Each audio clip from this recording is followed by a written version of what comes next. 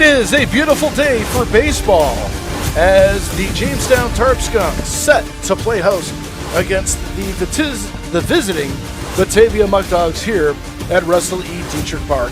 Hello again, everyone. I'm Drake Guinness alongside Sebi Gibbs, and tonight the Jamestown Tarp Skunks looking to get a measure of revenge after being snake-bitten last night in an 18-8 loss against the Muckdogs in Batavia. Dogs coming into this game 10-5, a half a game out of first place after that 18-8 Mercy victory in 8 innings last night. Jamestown coming in at 7-7, 2 games behind, currently in 6th place in the division. But the important thing is, it is not time to panic yet. We're getting to the point in the season where we're starting the second quarter, and the Tarp Skunks have had a 2 steps forward, 1 step back pattern happening over the last couple of days, and it seems like, some of the last minute additions coming in, maybe throwing off the chemistry just a tad here and there or something, because it always comes down to one bad inning for the Skunks, and then they play great for the rest of the game. Last night was no exception. The very first inning, Tarp Skunks come out with the 2 runs in the top of the first inning, but unfortunately were unable to maintain the lead for very long, as Jack Bracken, who making his season debut, official season debut last night, gave up 8 runs on 6 hits over 0 innings, unable to get an out in the first inning, and that just set the wheels in motion against Jamestown. But tonight is a different night. It is a very different feel here at Detrick Park. 81 degrees. It was sun-soaked earlier today. Now there's a thin layer of haze covering the field, kind of muting the lighting a little bit, and I'm curious to see how that is going to affect the baseball flying here tonight. Speaking of the wind, normally we see the wind blowing from center to right field. Right now, there's a gust of wind blowing from center to left, so completely different wind patterns here tonight. Completely unpredictable environment here tonight, and which makes this game completely unpredictable in its own right.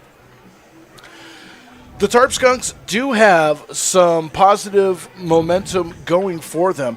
Despite some slow starts by some guys like Ty Lagoni, Matthew Dumas, and Dom Costello, you have Jacob Haynes, who came in from Seton Hill, making it into the postseason with them and picking up right where he left off, coming in, hitting .483, has 4 doubles, tied with the team lead there, a triple, a home run, 5 RBIs. Justin Bremner, who has cooled off a little bit since his PGCBL Hitter of the Week award last week, still hitting .423, 2 doubles, a triple, a home run, 16 RBIs. He leads the team in that category. Nolan Smith having a great season as well, batting .340, 2 doubles, 12 RBIs over at first base.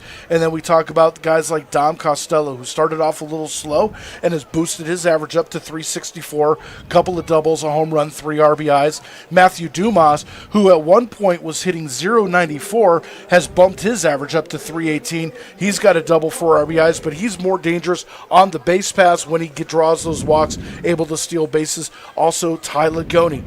He started off slow, .286, 4 doubles, 6 RBIs as well. So some of the slower starters picking it up as of late. There are a couple of guys that are still toward the bottom of that stat sheet that are starting to get hot. Obviously, new arrival Joaquin Rodriguez-Costa hasn't had that many opportunities in the field. He's only 1 for 7 on the season, hitting .167. Nico Frizzell is on the precipice. He's had some hard-hit balls that have just found gloves when they shouldn't have. He's hitting just a .150, but I think when he gets some more chances, he's going to be able to really pick things up and contribute. Overall, it is a team effort, and this team, for the most part, contributes. The key is when they make an error, when they have a bad situation happen, they need to cut it off right then and there. They can't let it trickle down and extend those innings too long, because that's when the Tarp Skunks get snake bit, when one mistake turns into 2, and those 2 mistakes turn into 3 or 4 runs. On the other side of the diamond, the starting pitching, we've had some strong starts from Easton Barnett, Christian Pensek, tonight's starting pitcher, Hunter Bell. The bullpen has also done a great job eating up innings. Nick Iannella, Daniel Thompson, Mark Holm, all those guys have done a tremendous job. So through the first 14 games of the season, 500, not exactly where you thought you would be. This team very well could be 10-5 at this point, but this is a team that is not built for now. Baseball is a game that it's not how you start, it's how you finish.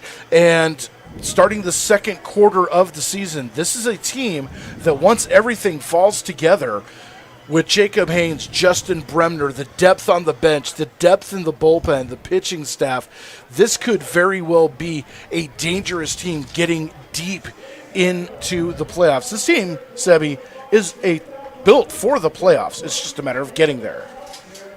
Yeah, I agree with you.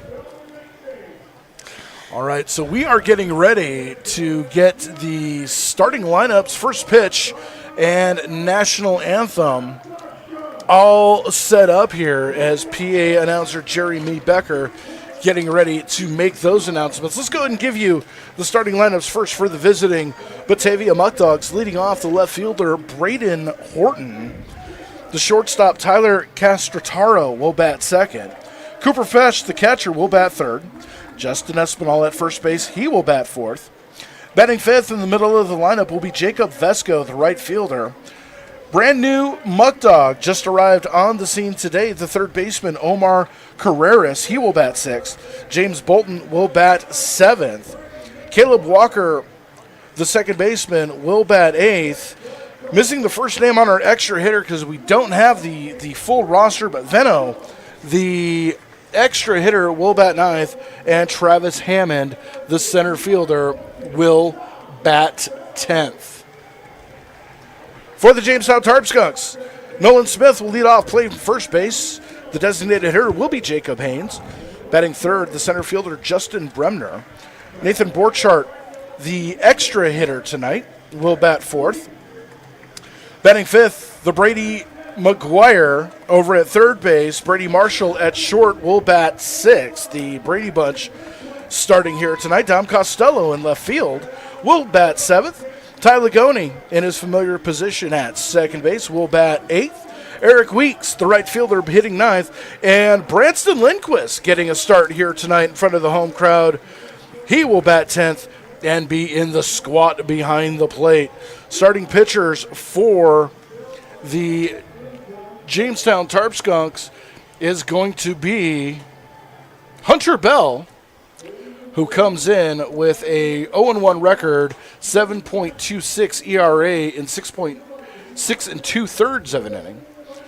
Most of those damages coming in a 1/3 of an inning outing. So we'll see how Hunter Bell does tonight, and we'll step away for the playing of our national anthem.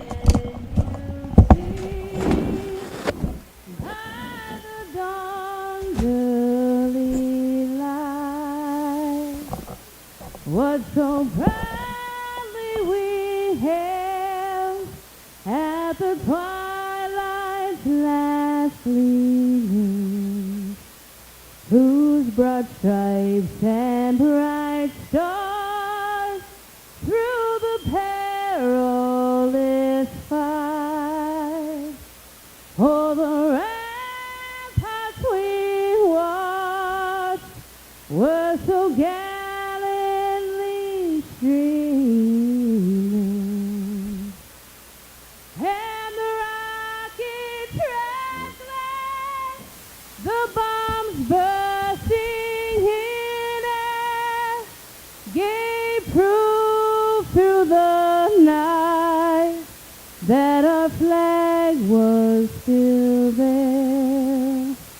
Oh, say does that star-spangled banner yet wave for the land of the free and the home of the brave?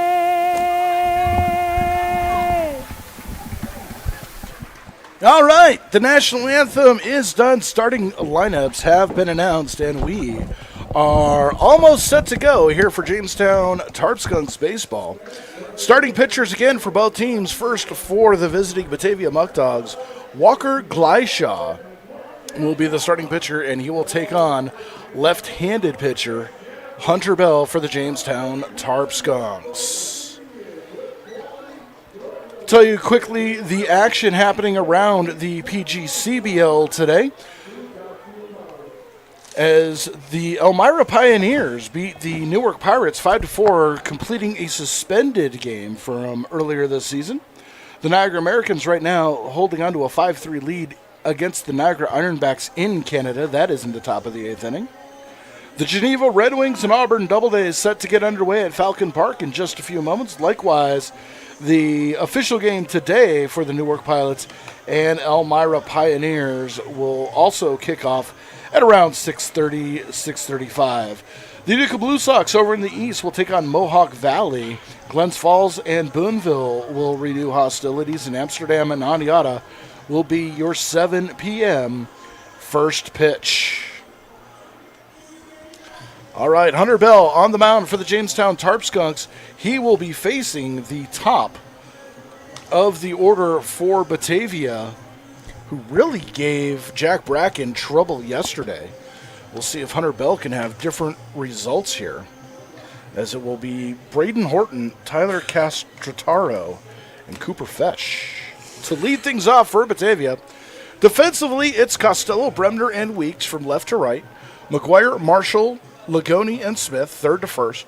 Branston Lindquist behind the mound. And again, Hunter Bell on the mound, 0-1 with a 7.26 ERA. 5 runs, 5 earned on 5 hits, 2 walks, and 5 strikeouts on the season. I'd like to remind you, tomorrow is the first community buyout night from GCFCU. Doubleheader action as the Elmira Pioneers come into town to play 4 and 6:30 here at the ballpark. No reason, no excuse not to come down and enjoy free baseball thanks to GCFCU and GCFCU Community Buyout Night. That's tomorrow, 4 and 6 p.m. as the Elmira Pioneers come into town for the first time this season. So leading off for the Muckdogs is Braden Horton, 3 for 4 last night with 3 RBIs. Horton also had a double. And the first pitch of the ball game misses outside for a ball.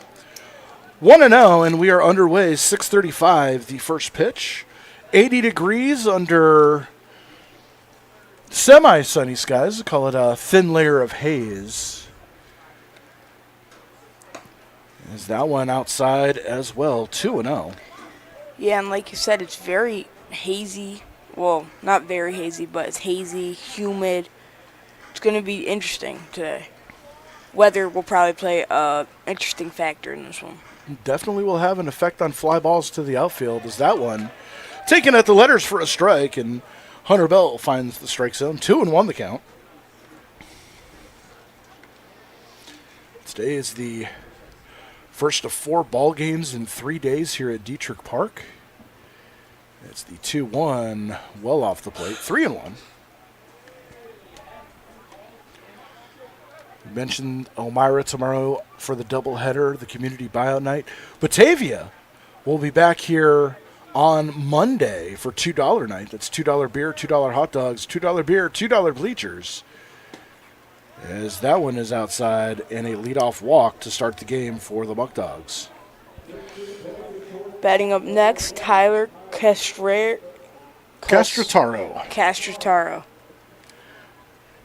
Now the longer you're in this business, the more you're gonna find out that you never get the complicated names right on the first time. Yeah. It always takes a couple of times. Yep, and the Muckdogs have a lot of complicated names in the lineup. As Castrataro squares to bunt, pulls back as the first pitch way inside for a ball. 1-0. Bell has been predominantly hitting that left side of the plate, pitching from the third base side of the rubber as a snap throw over to first. And nothing doing over there.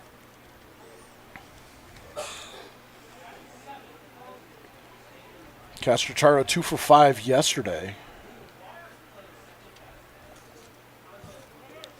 Horton taking a modest lead off. As there's a foul down the left field line. And out of play, count even at 1. Cooper Fesh on deck. Yeah, on Monday, $2 beer, hot dogs, bleachers, and soda.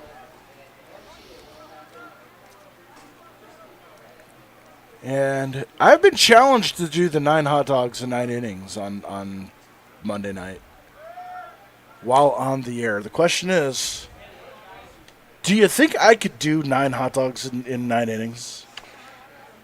So you can be honest. I mean, I see you sitting over there smiling. You can be honest. It's okay. I'm not sure about you. I know I definitely couldn't. I would be boofing in the...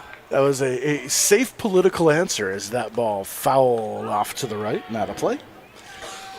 And 1-2 the count. Honestly, I don't think I could get past 5. I think the 5th inning I would be struggling. It's a lot of hot dogs. This is a lot of hot dogs. 1-2 the count. And the pitch. Swinging, there's a chopper foul, third base side. And we'll do 1-2 all over again.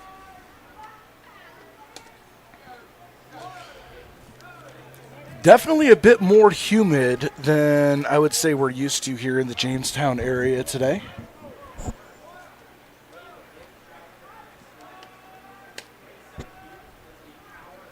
Horton takes his lead from first. And the 1-2 fouled off again. Good at bat for Castrotaro. Staying alive, making Bell work here. And I think that's something that we have to take into consideration, too. The longer these pitchers are out there, the quicker they're going to run out of gas with that humidity, unless they're used to playing in that humidity.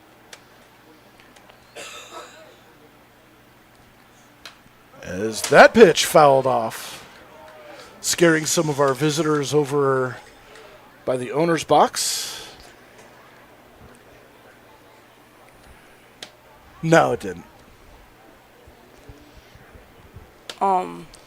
Like you said, the humidity is definitely going to affect the pitchers who aren't used to it. And being in Jamestown, you don't get this humid. It doesn't get this humid a lot. So Hunter Bell could get gassed very quickly in this one. That humidity will take a toll, even just standing out there in the field. It will take a bit of a toll on you. I think that's probably why we haven't seen Horton try to take off yet. The 1-2, there's a base hit into left field through the hole between short and third. And the Muckdogs continuing their momentum from last night. And that's got to be a bit concerning as the catcher Cooper Fesh stands in. First 2 runners on for the Muckdogs. Fesh went 1 for 3 last night. Bell finding himself in early trouble. Runner in scoring position. Nobody out here in the top of the first inning as the score around a bunt, and it goes foul for strike 1. Yeah, and that could have been dangerous for the Skunks because Fesh was almost at the first base bag right there. He really tore down the line. Yeah. A lot of speed on the baseball, though. McGuire would have had a play. It would have been close. So we'll do 0-1. See if he squares around again. Does not. Takes the pitch off the plate for a ball 1-0. Or 1-1.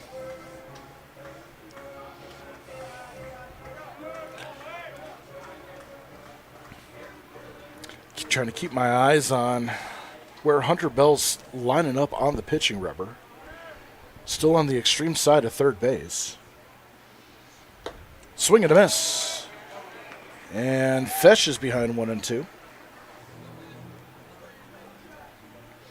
Justin Espinal, known to hurt the Tarp Skunks in the past, last season, is on deck.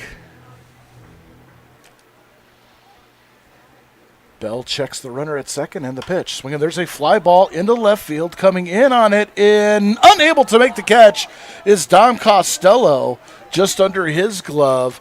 Everybody's going to be safe, and the Muckdogs have the bases loaded here with nobody out in the top of the first inning. He'll get a hit there, right? Yep. Yeah, that definitely is going to be a base hit. And that is going to bring up Justin Espinal. Did not play last night, but has done damage to the Tarp Skunks in the past. Has an opportunity here to continue that. First pitch is a ground ball foul down the third baseline. You want to make it 0-2 count? 0-1. That was first pitch. Or 0-1, excuse me. Hunter Bell has been locating. Muckdogs have just found holes.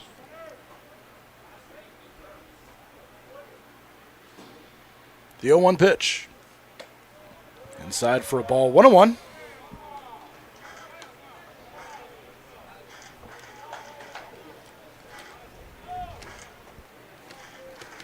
Horton at third, Castrataro at second, Fesh at first, Espinal at the dish. 1-1 the count, nobody out in the top of the first inning as there's a ground ball towards short, bobbled by Marshall. Everyone's going to be safe on the air.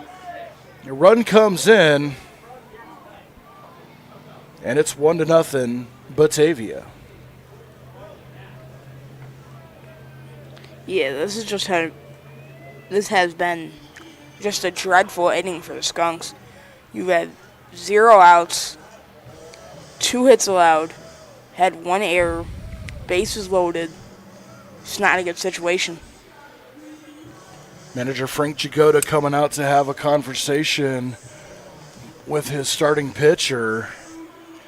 And, again, we talked about it in the opening. It's that one inning where everything's just one thing turns into another thing, and that's what's happening here as we do finally get the official E6. Yeah, and that'll bring up the right fielder, Jacob Vesco, wearing the number 99. No RBI credited to Espinal, so here we go again. Bases loaded, nobody outs. Muckdogs with a 1-0 lead. Hunter Bell been in trouble since the get-go. A leadoff walks come around to score. As the first pitch to Vesco, taken for a strike, 0-1. In the last 4 hitters he's faced has been first pitch strikes. And just been unable to put them away. Yeah. Foul back, 0-2 now. And the problem here is on 0-2, you're tempted to throw a waste pitch. However, the one thing you don't want to do is throw something in the dirt. So the question is, do you come back and attack the zone or maybe throw something just off the plate hoping that Vesco chases? Yeah, I think he's going to try to paint a corner. There's a line drive into center field. That is a base hit. 1 run will score. Bobbled in the outfield, but will hold to 1 run there as the Muckdogs continue with station-to-station baseball. Castrataro comes in to score to make it 2-0 Batavia.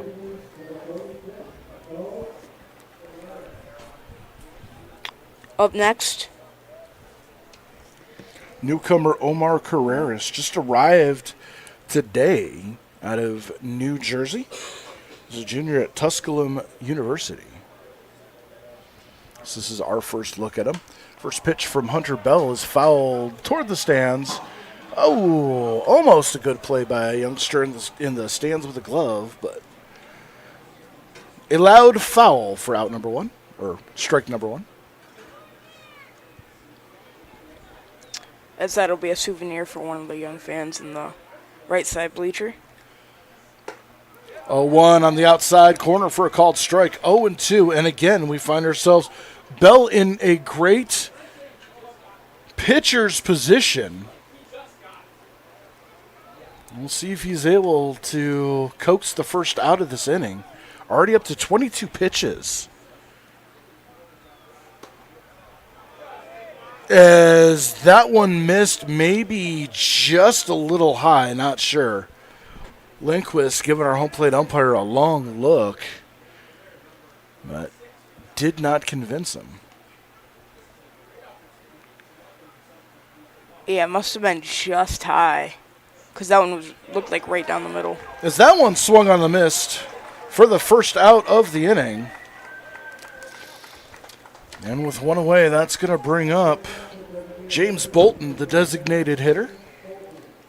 Hey, baseball fans, after the final out, hit Honest John's for fresh subs, crispy wings, and pizza that always wins. Order online at honestjohns.pizza or stop in after the game. I could use an order of wings right now as the first pitch to Bolton fouled off. Bolton yesterday in Batavia went 1 for 4, 3 RBIs, and a run scored. So one away here, top of the first inning. Dogs with 2 runs already across. Pitch, ground ball toward short, picked up by McGuire, throwing to third in time for the force out. A run scores. And there are 2 away. Marshall to McGuire, 6-5 on the putout. So what would that be considered as? That is a fielder's choice. Okay, fielder's choice. So he's 0 for 1. So now 2 away as Vesco wiped off the bags. Runners at first and second, 3-0. Dogs with the early lead here as Caleb Walker stands in, left-handed hitter. Normally at this point of the ballgame, right field would be live. Oh, and that one came in high and hits him right in the ribs. So a hit by pitch. Loads up the bases yet again.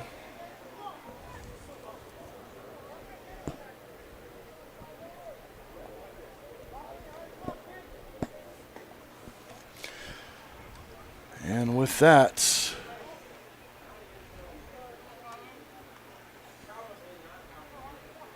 it'll bring up Kenta Ueno. U-E-N-O. First pitch. Misses for a ball, 1-0. 9th hitter of the inning for the Muckdogs, as there is early action for the Tarp Skunks in the bullpen. There's a ground ball toward short. Again, picked up, stepped on the bag by Marshall. Takes it himself this time. And the side retires. 3 runs, 3 hits, 3 runners left on base. We go to the bottom of the first inning. Muckdogs 3, Tarp Skunks coming to bat.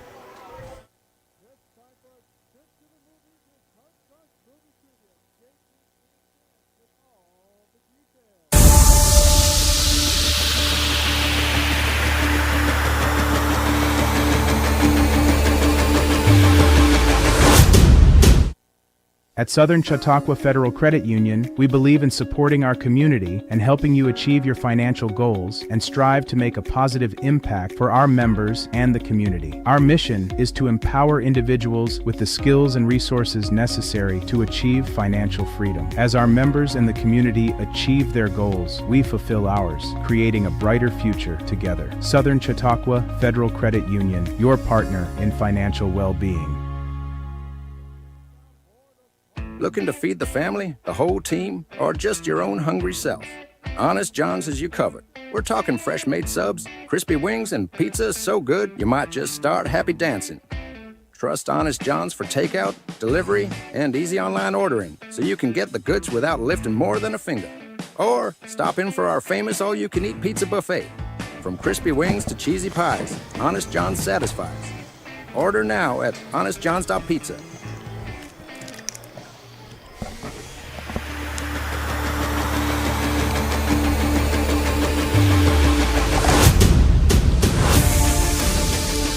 This broadcast is brought to you by Wegmans, proud sponsor of CCS-TV's coverage of the Jamestown Tarp Skunks. At Wegmans, every day you get our best, from farm-fresh ingredients to helpful people who care. Stop in today and see how Wegmans is helping people live healthier, better lives, one meal at a time. All right, as we go to the bottom of the first inning, thank you very much, Sebi. It's going to be Nolan Smith, Jacob Haynes, and Justin Bremner set to face Walker Gleishaw, left-handed pitcher, for the Muckdogs, making his first appearance here at Detrick Park. As lefty on lefty to start off here for the Skunks. Nolan Smith betting .340 on the season. First pitch he takes is outside for a ball. 1-0. The line on Smith, 16 for 47, 2 doubles, 12 RBIs. He's walked 10 times, struck out 8. It's the 0-1 ground ball towards second. Picked up easily by Walker, throws on to first. And there's one away. Batting next is the designated hitter, Jacob Haynes, batting a .483 on the season. And Jacob Haynes seems like he's just picked up where he left off at Seton Hill. .483, 14 of 29, 4 doubles, a triple, and a home run, 5 RBIs on the season. He's definitely made himself welcome as a line shot to third, right at Carreras. And quickly, there are 2 outs. And after such a long, laborious first inning, that is not what you want to see, 2 quick outs. As the center fielder, Justin Bremner, the reigning and defending PGCBL West Division Hitter of the Week. Oh, got a new bat. Curious to see if the other one broke. I know he's been looking at getting a couple of different models. That one looks like a Mizuno. First pitch outside for a ball.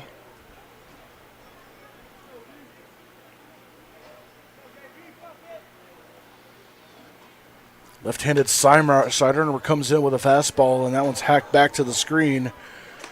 1-1 the count. Board chart on deck would be next.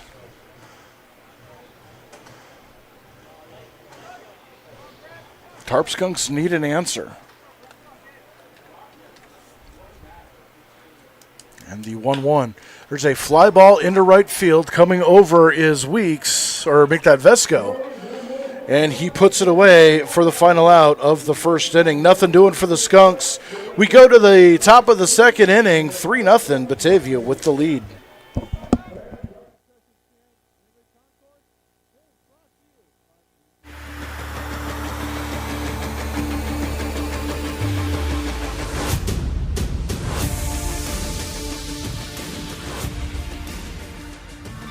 Welcome to the Chautauqua Sports Hall of Fame, located at 15 West 3rd Street in Jamestown. Visitors will see photographs, awards, apparel, and other sports memorabilia.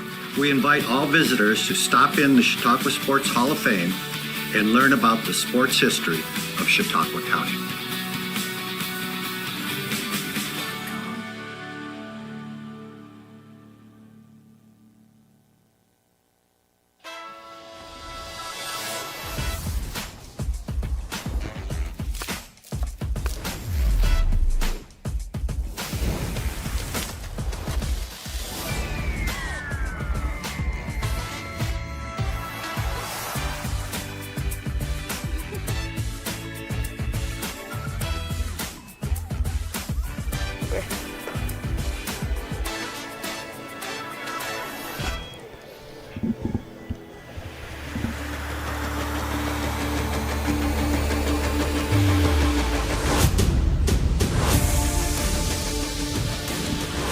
Tarp Skunks Baseball on CCS-TV is brought to you by Schultz Auto Group, a proud sponsor of the Jamestown Tarp Skunks.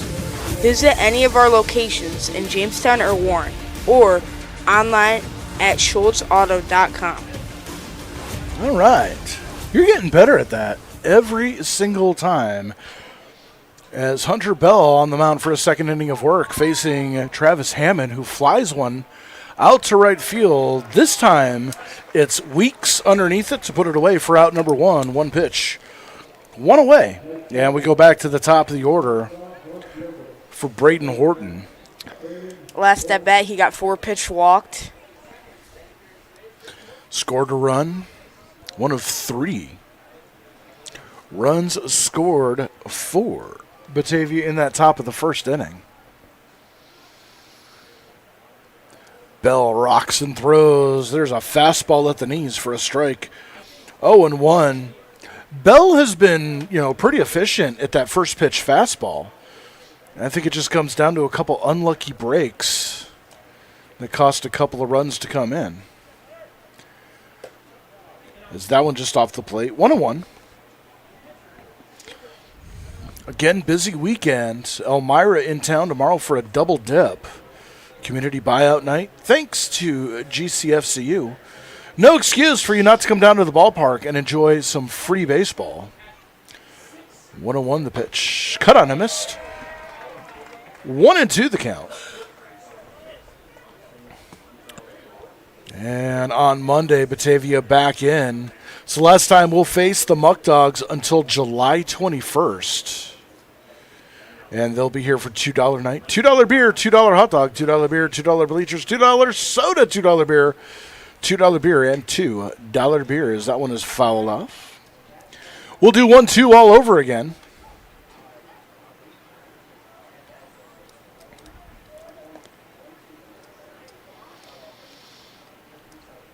Then Tuesday off, Wednesday at Niagara in St. Catharines. Thursday off, back here Friday to kick off a home-and-home mini 2-game set with the Niagara Falls Americans. Is that one high and tight?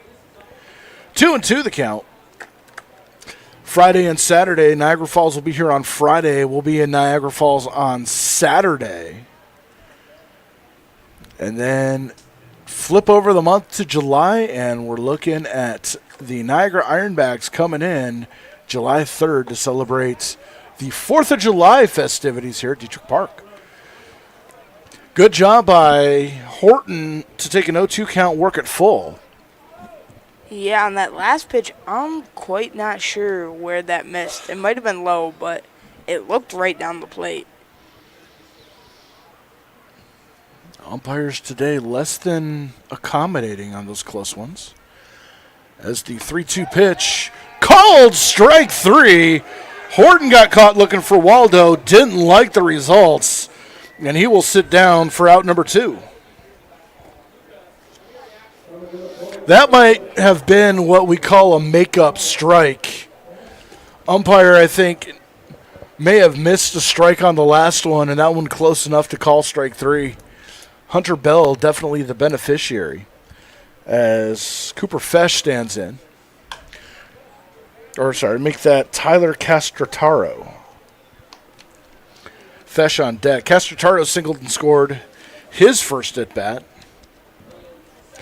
And another first pitch strike for Hunter Bell.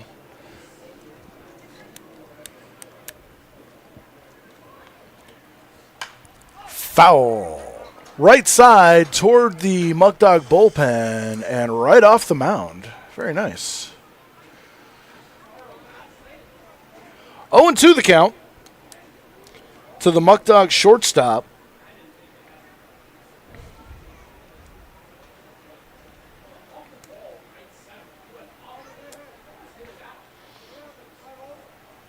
Bell with that slow, deliberate windup.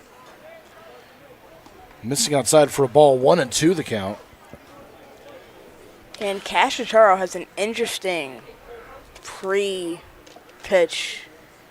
kind of routine. Swinging the bat up and down, kind of leaning back. Little flare out behind second base is going to fall for a base hit. Lagoni went out for it. And just a couple of feet beyond his reach. Falling into no man's land, Castrataro 2 for 2 on the day. And with 2 outs, that'll bring up the catcher, Cooper Fesh. Also singled. You know, the hits that the Muckdogs are getting, they're not being hit very hard. They're just finding holes and just getting under gloves. Yeah, if I were the Tarp Skunks, I would tell their outfielders to move up a tiny bit because it looks like all of their base hits are coming right behind the infielders. As that was lined right to second baseman. Nice job by Ty Lagoni to wrangle that in. No runs, a hit, one left. We go to the bottom of the second, 3-0 Batavia.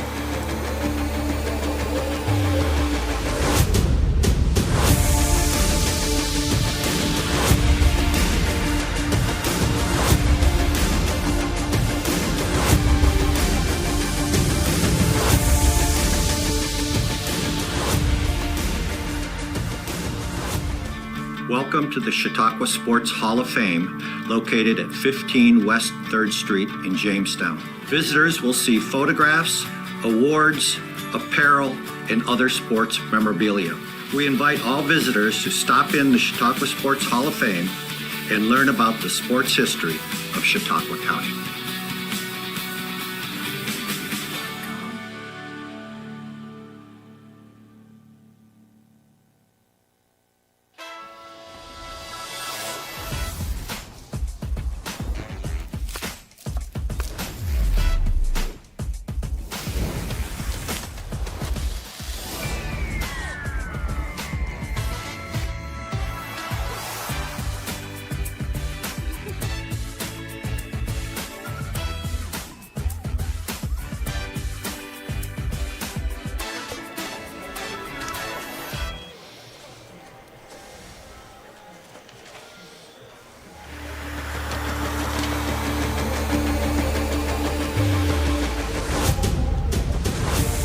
Don't forget, Jamestown Tarp Skunks baseball continues this weekend. Double dip with Elmira. Tomorrow it's Community Bio Night presented by GCFCU. Free tickets, free attendance. Come on in and watch some free baseball. And then Monday against these Batavia Muckdogs, $2 night as the first pitch from Walker Gleishaw to Nathan Borchardt, taken for a strike, 0-1.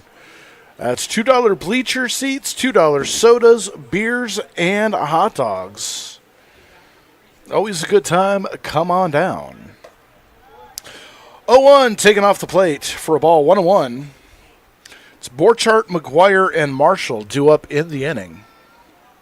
Tarp Skunks trailing 3-0.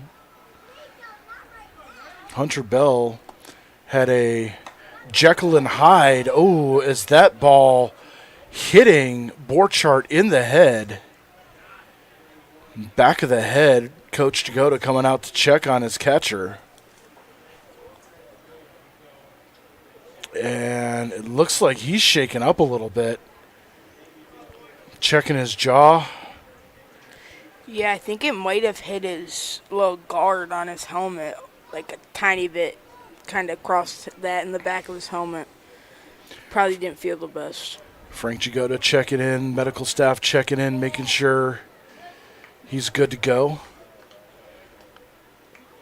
Guess he passed the eye test, so after a scary moment, Nathan Borchardt will stay in the game and take first on the hit by pitch.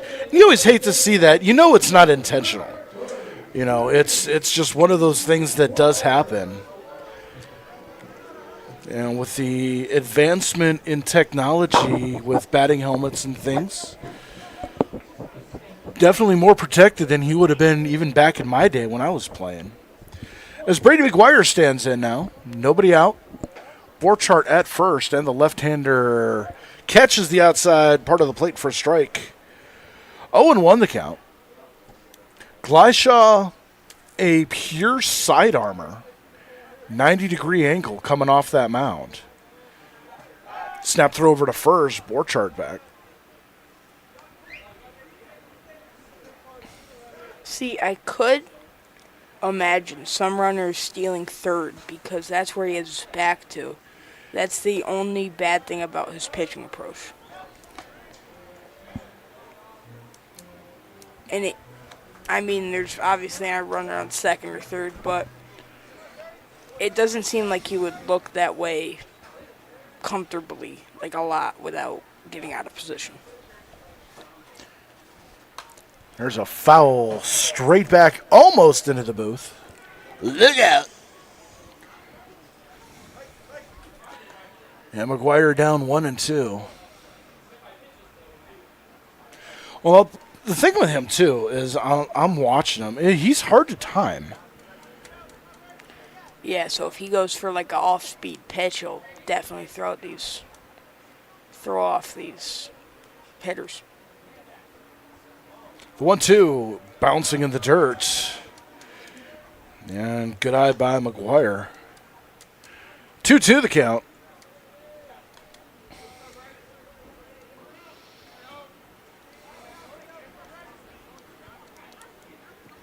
Marshall will hit next. As there's a ground ball towards short, under the glove of Castrataro into center field. That is a base hit. Pulling into third is Borchardt. And the Skunks have something cooking here.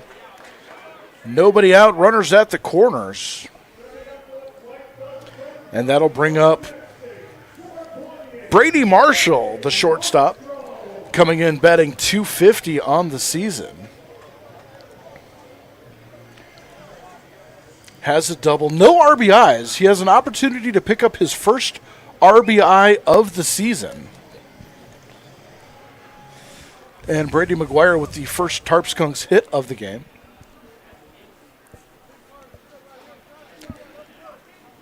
So McGuire takes his lead.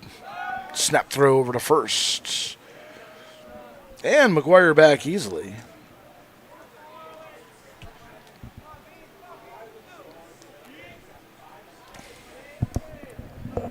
Marshall standing in, waving that bat back and forth. And the pitch. Way outside for a ball. 2-0 the count. Or make that 1-0 the count. Almost wanted to give Marshall an extra ball after that snap throw over to first, but no. 1-0.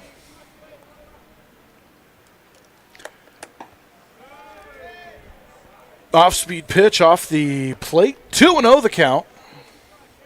Dom Costello on deck. He'll hit next. And the pitch. There's a little flare out toward right field. It's going to fall for a base hit. Coming in to score is Borchardt. McGuire into third. Marshall into first with his first RBI of the season. And it's 3-1 Batavia. Yeah, and that'll bring up number 20, Dom Costello, playing left field tonight. And Costello normally playing in right, getting the start in left, coming in batting .364. Couple doubles, a home run, 3 RBI on the season. Left-hander with an opportunity to do some damage here. And the first pitch. That's taken inside for a ball, 1-0, and Gleishaw starting to fall apart a little bit here. Yeah, he got himself in a kind of a jam here. Getting a little wild, missing the zone. Is that one up high for a ball, 2-0?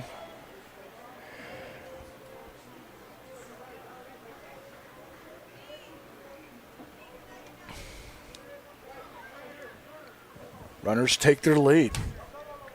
The pitch. Check swing, taken for a strike. 2-1 the count. Ty Lagoni on deck. The Skunks with an opportunity to trim that lead. In the pitch. There's a ground ball over the head of the first baseman, Espinal, in to right field. That's a base hit. Pausing at second for a moment was Marshall, but kicked on the afterburners after he saw that Vesco was playing a little lackadaisical out there. Ends up on third. So runners still at the corner, 3 consecutive base hits, and that's going to bring up Ty Lagoni. And this is something that we've talked about with the Tarp Skunks, where they start to get a couple of hits in a row. It becomes contagious down that lineup, and this is what this lineup is built for. Yes, they've had 3 consecutive base hits. Ty Lagoni hoping to make it 4th. No outs on the board. As the first pitch taken at the knees for a strike, 1-0. 4 consecutive batters have reached here. Borchardt on a hit by pitch in the back of the head. McGuire, Marshall, and Costello all with singles. And look at this. Walker Gleishaw switching to right-handed. He is a switch pitcher and is now pitching right-handed. This is interesting. So did he switch gloves? How's that work? He's got a special glove that allows him to fit either his left or right hand in there. As that one swung on and missed for a strike. 1-2. So whatever the scouting report was on Walker Gleishaw, throw it out the window. He's got a completely fresh arm. And the pitch. Just off the plate, 2-2.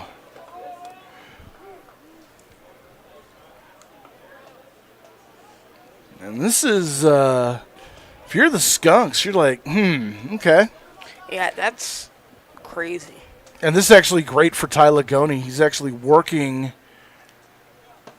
the called strike 3 on the outside corner. And that one might have been a gift.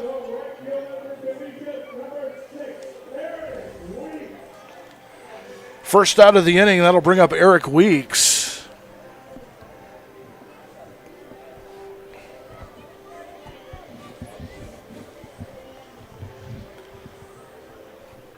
It's rather impressive. Gleishaw throwing 22 pitches with his left hand, now throwing it with his right as that one's fouled off.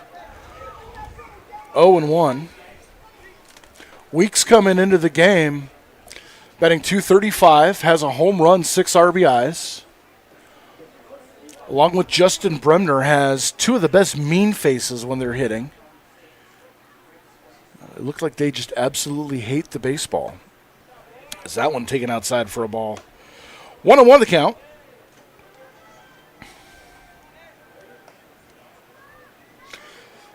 Marshall at third, Costello at first, 2 in for the Skunks. Runner goes, pitch is swung on. There's a drive into right center field. Going back on it is Vesco. He can't get it. It's off the wall, all the way to the wall. 2 runs are going to score. They're going to hold Eric Weeks at third with a triple. $10 more in the kitty for charity, and it's 4-3 Muckdogs. And Jacob Vesco may have been shaken up a little bit on that play. Went out, made a spectacular attempt to try to catch that ball just over his glove. And by the time it got to the wall, you knew the Tarp Skunks were going to take over the lead. Now, Branston Lindquist standing in with an opportunity to pad the lead. Takes the first pitch, breaking ball for a strike, 0-1. Lindquist coming into this game batting .400, 2 for 5. Is that one inside for a ball, 1-1. His first, I think it's his first official start. I know he did start in an exhibition game. Is that one cut on a miss on the curveball? For any UFC fans watching the stream, John Jones officially announced his retirement, so big news from the UFC. Really? That's the end of an era. As that one cut on a miss. And Lindquist goes down on strikes for the second out of the inning. And we go back to the top for Nolan Smith.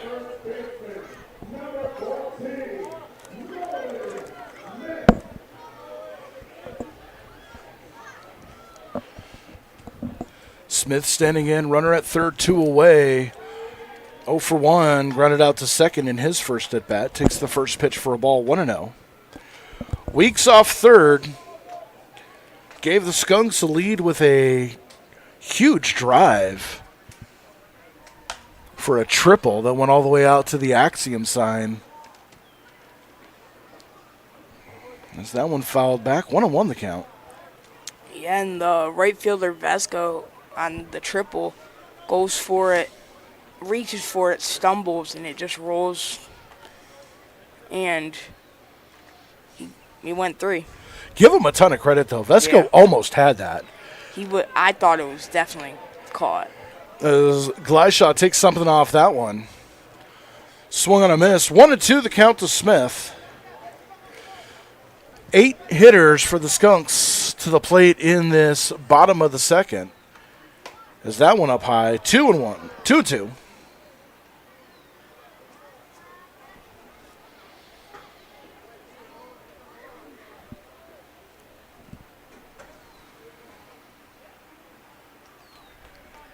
Glyshaw kicks and throws. That one's fouled off. Staying alive is Nolan Smith. And we'll do 2-2 again. 2 balls, 2 strikes, 2 outs here in the second inning. All the Ducks lining up here for the Tarp Skunks. And the pitch. Curveball outside. And the count goes full, 3-2. Looks like it's a final in Niagara, 5-3 Americans over the Ironbacks. Auburn with a 4-2 lead over the Red Wings. That one's in the bottom of the second as that one's fouled back off to the left. And look out!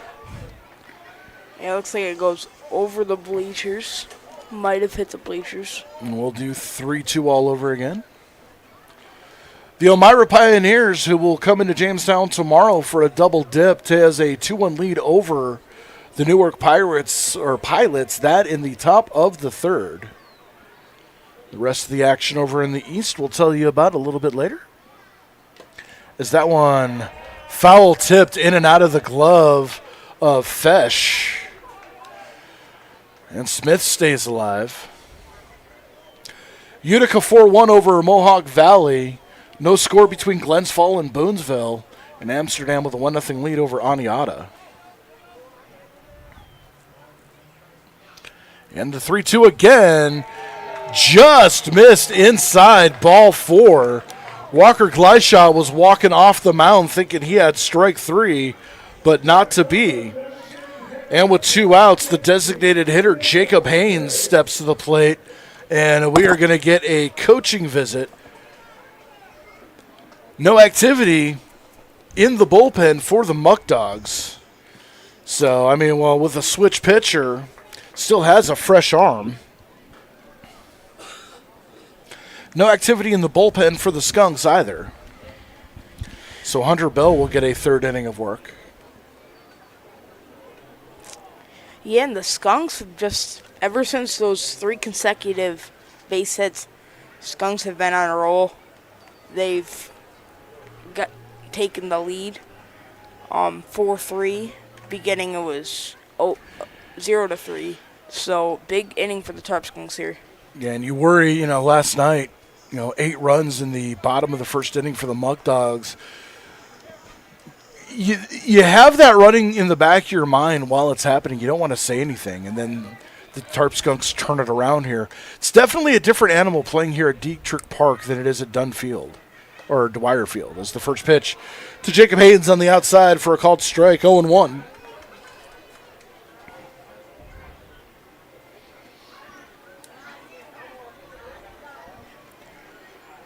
Haynes, the 9th hitter to reach base here, or reach the plate. So that one's outside, 1-1. Batavia sent 9 in the first inning. Jamestown returning the favor here in the second.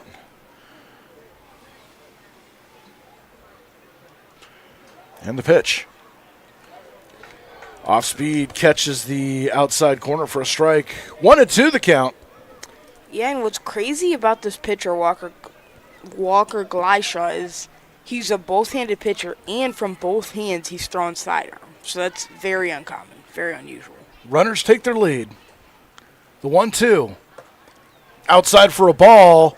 Late steal by Nolan Smith. It's more like, excuse me, if you don't mind. Yeah. I'll take second now. And Cooper Fesh had to accommodate as neither Castrataro or Walker crashed the bag. So now runners at second and third. 2 runners in scoring position for Jacob Haynes. the chance to really break this game open. And the pitch. There's a chopper to short. Picked up by Castrotaro. Throw into first. And the inning is over. But 4 runs on 4 hits. 2 runners left on base. We go to the top of the 3rd inning. Buckle in, folks. It's going to be a big one. 4-3 Skunks.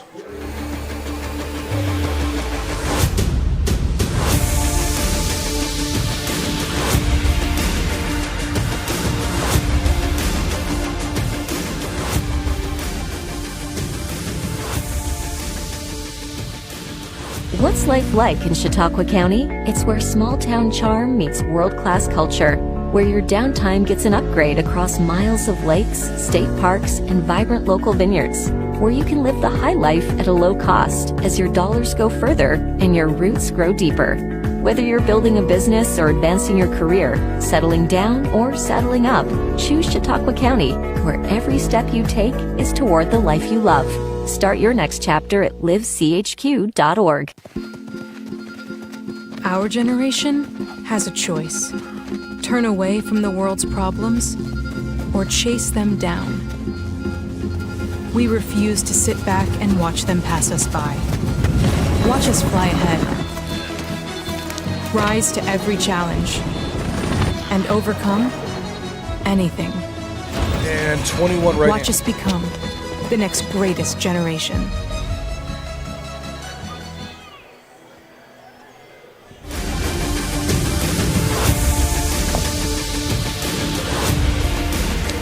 Watch, stream, and follow CCS-TV anywhere you go. Find us on Roku, YouTube, iOS, and Android, or online at CCS-TV.com. And follow at CCS Television on TikTok, Instagram, and Facebook. As the first pitch to Justin Espinal popped up behind behind shallow right field. I'll figure it out. I was only half paying attention. Yeah. And there is one away. One pitch, one away. Hunter Bell started off rough in the first inning and has done a great job shutting things down here as Jacob Vesco stands in, hacks at it and misses for a strike one. Vesco defensively had a shot to make a Sports Center quality highlight play off a ball hit by Eric Weeks, but the ball just over his glove and rolled all the way to the wall as Weeks with a 2-run triple, and that is the difference in this game so far. That one taken for a strike. 0-2 the count to Vesco. Omar Carreras on deck. He would be next. And it's very important, too, for Bell to go as long as he can in this one, especially with the doubleheader and the return of Batavia on Monday. 4 games, 3 days. You don't want to blow through all of your arms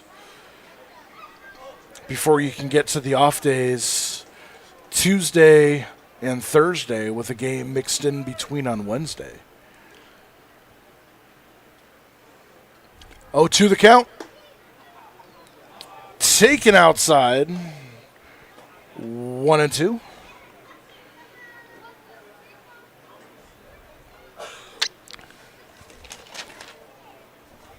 Vesco had an RBI single back in the first inning.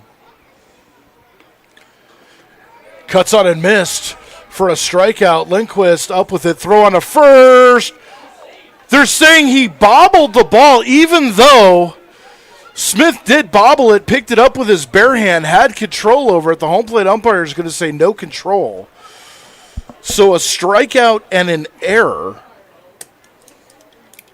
on Smith. And what should be 2 outs with nobody on, 1 away. And Omar Carreras struck out his first time up. First pitch outside. 1-0. Yeah, and by Vesco there, that's great understanding of what he needed to do. Drop third strike, and he went. He might have not got there in time, but that was great hustle. But he was called safe. Yeah, you'll see even in the major leagues, you'll see major leaguers just jogging over to first base as that one catches the outside corner for a strike. 1-1. Good to see that kind of hustle. And you'll see that down in this league a lot because these are guys that are trying to get to the next level, you know. And I can guarantee you advanced scouting reports that say lack of hustle is definitely going to be putting applications and scouting reports at the bottom of the pile.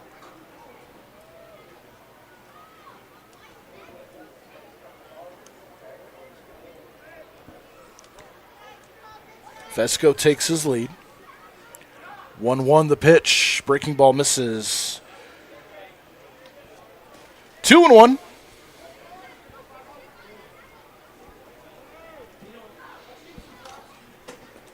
James Bolton on deck, the designated hitter. Bell trying to get out of this inning. And the 2-1. Fly ball into right field. Going back on it is weak. Still going back. He makes a catch, but his glove falls off his hand, and the ball drops. Throw into second, and then throw into third. Both runners are safe. I've never seen that where he makes the catch, but the ball knocks his glove off his hand. And the question is, how do you score that? Because, I mean,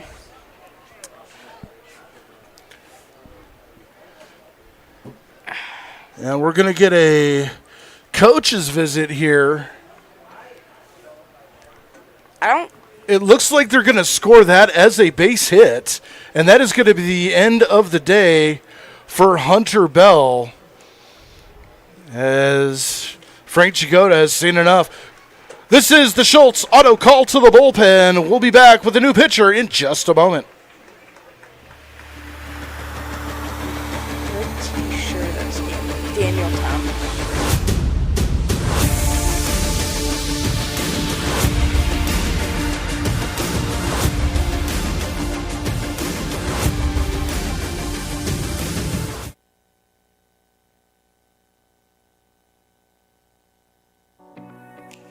I've definitely got more comfortable like being in front of the camera, and I got to like meet new people. If you are into like cameras and news and stuff, I would come here.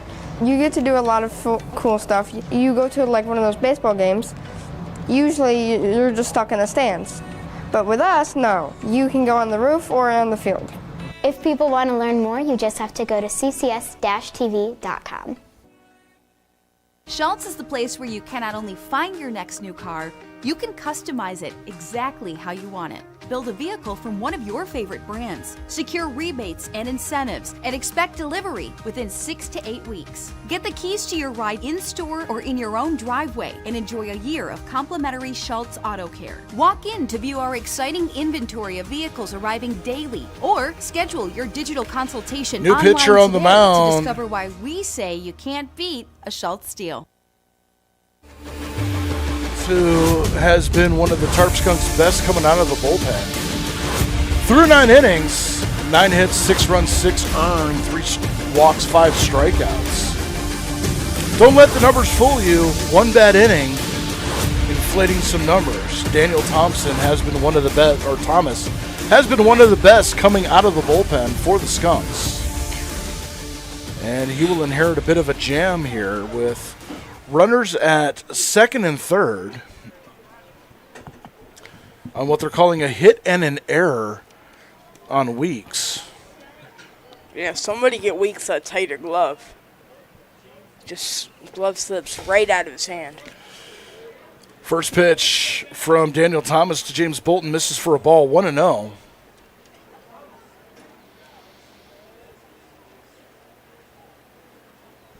So Hunter Bell, 2 1/3, 52 pitches. Is that one taken outside for a strike? He is responsible for both runners, so they would be charged to him. Hopefully Daniel Thomas can shut the door here. The pitch outside. And 2-1. Inning started promising. Espinal, first pitch popped out to second. Vesco struck out, but reached on an error. And then the single and an error, as there's a shot down the right field line, hooking foul. One hops the fence and goes out of play, and it's 2-2.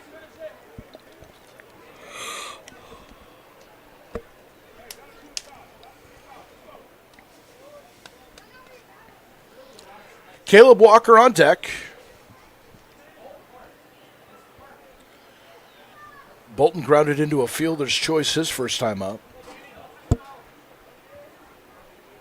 And the pitch. Up high, count goes full. 3-2.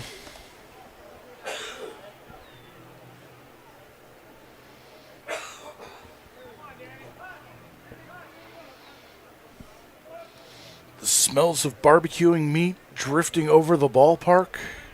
Beautiful sun-soaked day. And the pitch. Outside for a ball, and the bases are loaded with one out for Caleb Walker. Not the ideal start Thomas wants. However, it does set up the double play. So not all bad. Caleb Walker hit by a pitch his first time up. Yesterday, 2 for 5 with an RBI, and that's crazy 18-8 win over Jamestown. There's a flare out into center field, taking a couple of steps back is Bremner. He gloves it. 2 away, tagging and scoring the tying run is Vesco, and we are tied at 4. Advancing to third is Carreras, so it'll be runners at first and third with 2 out, and that'll bring up Kanta Ueno. U-E-N-O. I apologize if I am butchering his name. As the first pitch is a weak chopper toward short, picked up by Marshall. Throw on to first, and it skips away from Nolan Smith for an error. 2 runs are going to score as the throw into the plate is going to be way too late. Moving to third on an error is Ueno. And Batavia retakes the lead. It's 5-4.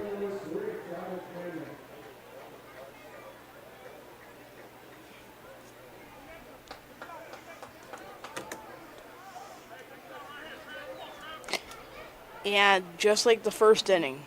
This inning's been absolutely dreadful for the Tarp Skunks. They've had 2 errors just in this inning. 3. That's the 3? third. Yeah, that's the third. First one was the error on the Vesco strikeout. The second one, the error on Weeks, and then this one here. Yeah, so not looking good for the Skunks in this one.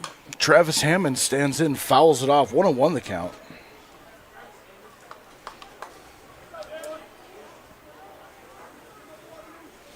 I'll make that 6-4. 3 runs across here. 6 runs, 5 hits for the Muckdogs. 4 runs, 4 hits, 3 errors for the Tarp Skunks. And the pitch.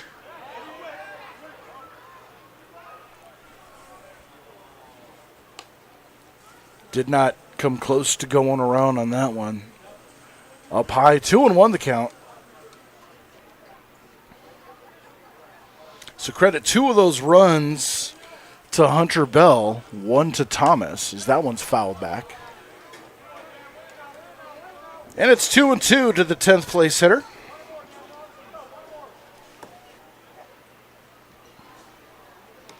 Good crowd here tonight. On a beautiful Saturday evening.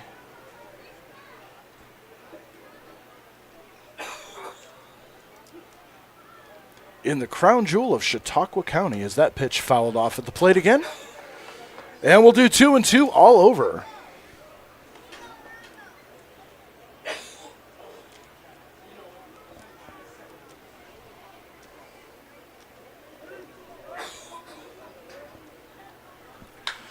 Line drive towards second, one hop. Lagoni keeps it in front of him, throws to first, and the side's retired, but the damage done. 3 runs on 1 hit, 3 errors for the Tarp Skunks. We go to the bottom of the third inning, 6-4 Jamestown.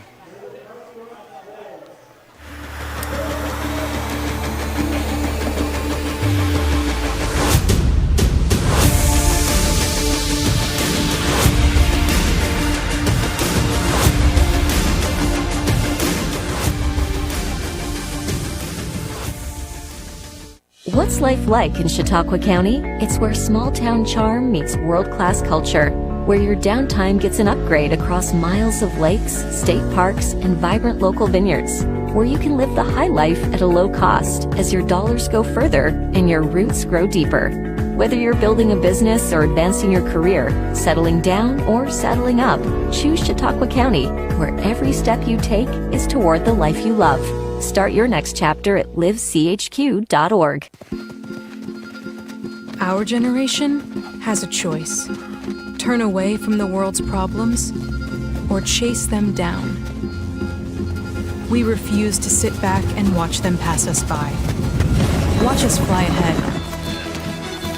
Rise to every challenge and overcome anything.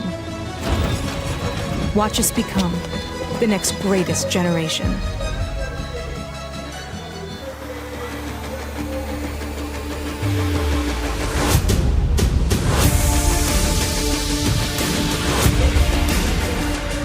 Graduations, weddings, and bridal showers. The DoubleTree by Hilton is your destination for all events. Let their experienced event team help you put together your special event and take the worry and stress off your shoulders.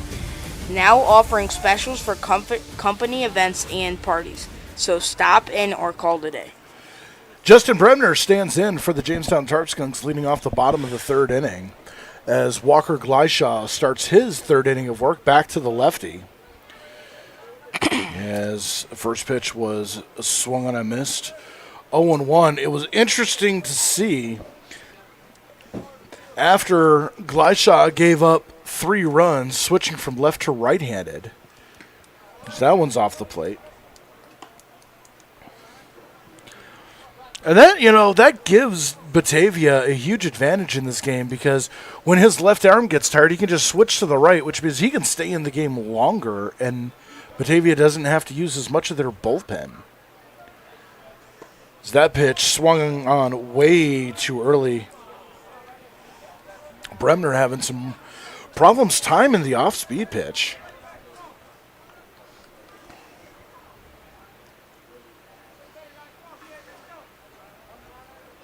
Now calls time.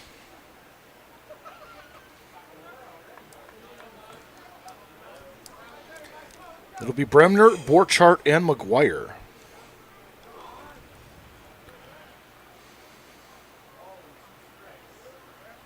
The 1-2. Bounced in the dirt, 2-2. The one thing I got to wonder about is, are we going to see a defensive substitution at some point for Brady Marshall? Really struggling here tonight defensively. Yeah, I agree. The Tarp Skunks' whole defensive alignment is struggling a lot. There's really not many bright spots today. 3-2 now. Count goes full to Bremner.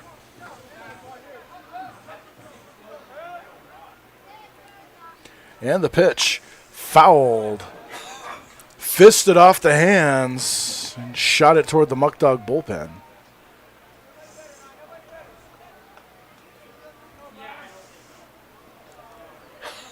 Oh, and they're not going to give it to the kids. Oh, come on. Well, you have one of your fans coming all the way from Batavia wearing a Muckdog shirt, and you don't even toss them the ball. That ball foul tipped in and out of the glove of Fesh. So Bremner stays alive. 3-2. Oh, he's wearing a Kansas City Chiefs shirt. Okay, well, I understand why he wouldn't throw him the ball then.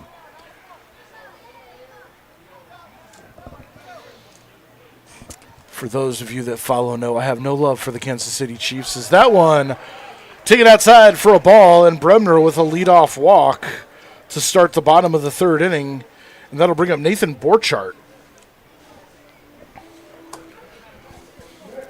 Borchardt, who was hit by a pitch in the back of the head, his first appearance, came around to score on the Brady Marshall single.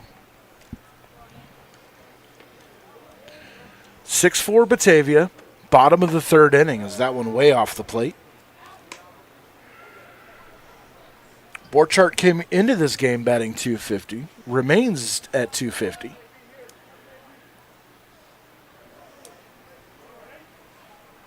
Bremner takes his lead from first, and the pitch. Swinging, there's a ground ball through the hole on the right side. A base hit. Bremner turns the corner and hits third standing up. A base hit puts runners at the corners with nobody out, and that's going to bring up the third baseman, Brady McGuire. And this is very similar to how the second inning started for the Skunks.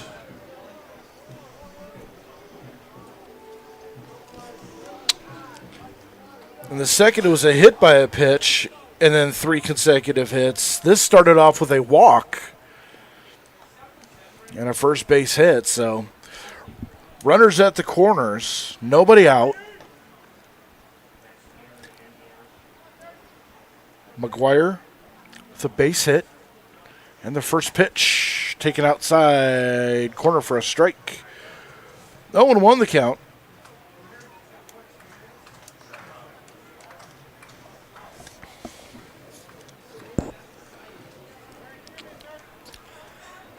McGuire 1 for 1 on the day with a base hit.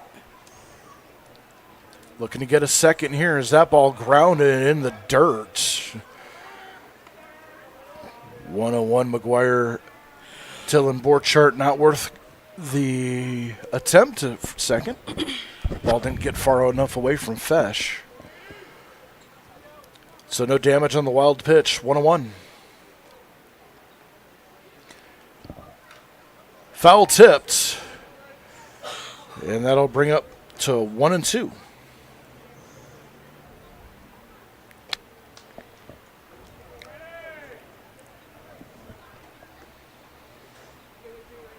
You know, at this point, the other night against Niagara Falls, we were already in the 6th inning. Here we are, an hour and 15 minutes into this ball game, and we still haven't left the bottom of the third. It's going to be a long one tonight. And the pitch. Missed outside, 2-2. Just now noted, I didn't notice until just now that Glashaw went back to the right hand. Yeah.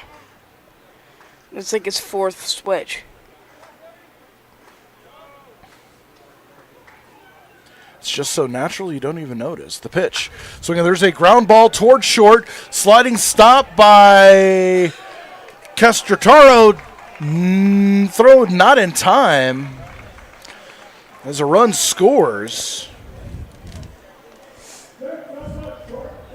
And we'll see, are they going to give the base hit? It looks like they are. And they're going to go ahead and give them a base hit, which they should. That was a tough play. So a base hit and an RBI for McGuire. That's going to bring up Brady Marshall with runners at first and second. Still nobody out. Tarp Skunks down 6-5. The pitch. Squares to bunt. Pulls it back. Takes the ball. 1-0.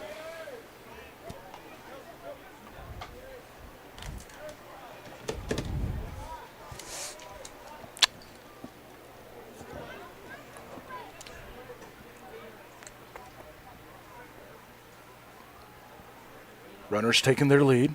And the pitch. And it hits Marshall to load the bases.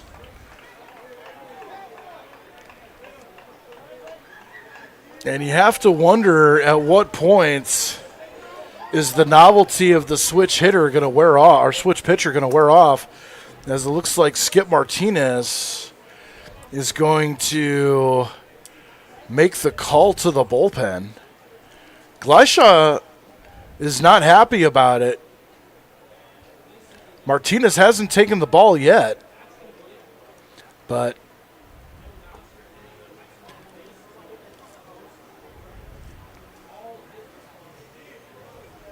what is going on? Gleishaw now coming off the mound, so we are going to get a Schultz Auto call to the bullpen. New pitcher on the mound for the Muckdogs. We'll tell you who it is when we come back after this. Number 40.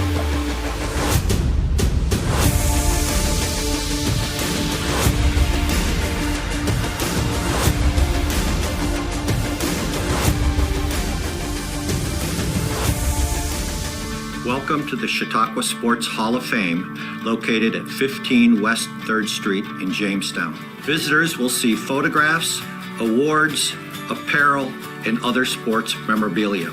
We invite all visitors to stop in the Chautauqua Sports Hall of Fame and learn about the sports history of Chautauqua County.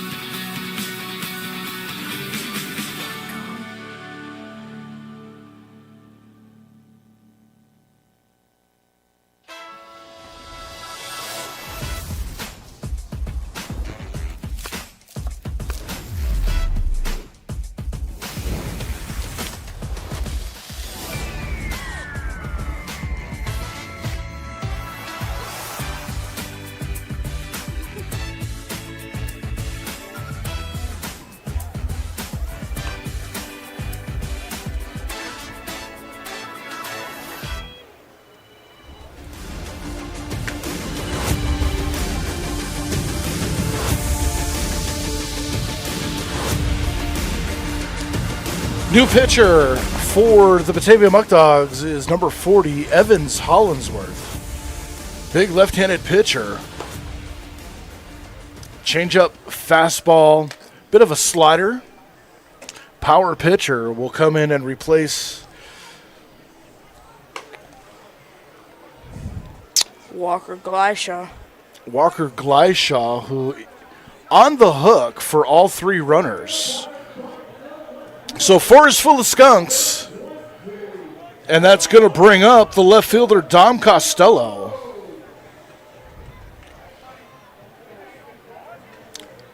Costello 1 for 1 on the day, came in with a .364 batting average, and finds himself in a position to give the Skunks the lead again. Nobody out, bases loaded, and the first pitch taken on the inside corner for a called strike. First pitch breaking ball. So Hollinsworth trying to mitigate the damage. That pitch inside, 1-1. Trying to throw Costello off, coming in off speed. First 2 consecutive pitches.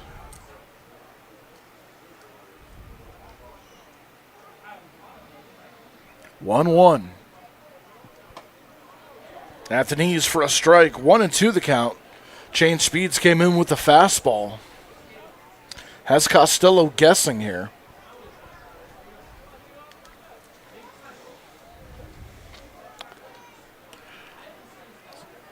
And the pitch. Swinging, there's a foul off to the left. Look out. And we'll do 1-2 over again.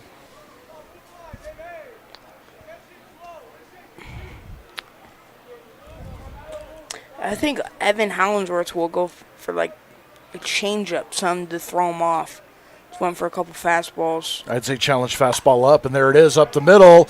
Picked up and off the glove of Castrotaro into center field. 2-run score on the air. And it is 7-6 Tarp Skunks. Well, we'll see if they give him the air. I could have taken a bad hop. I would think that they would give the air there. Yeah, it looks like they are going to give him a base hit, so credit the single and a couple of RBIs to Dom Costello. 3 RBIs on the day. They give him the air. They did give him an air. Okay, they so didn't have an air before. Oh, they did change it. Or the board's just wrong. Oh, they're going to give Costello just the one, so no RBI on that one. So there. As with nobody out, Ty Lagoni stands in. Got caught looking his first time up. Runners at the corner. 7-6. Jamestown with 3 across here in the bottom of the third inning. And Lagoni cut on and missed at a breaking ball on the inside part of the plate. 1-1.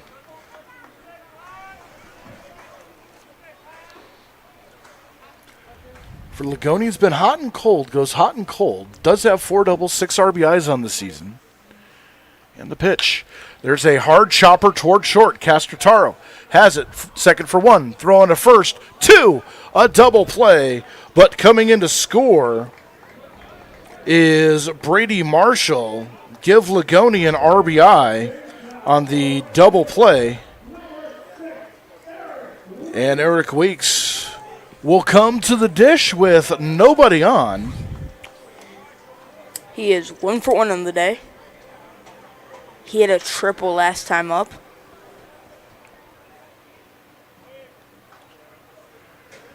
Looking to extend the inning as the first pitch taken low for a ball, 1-0.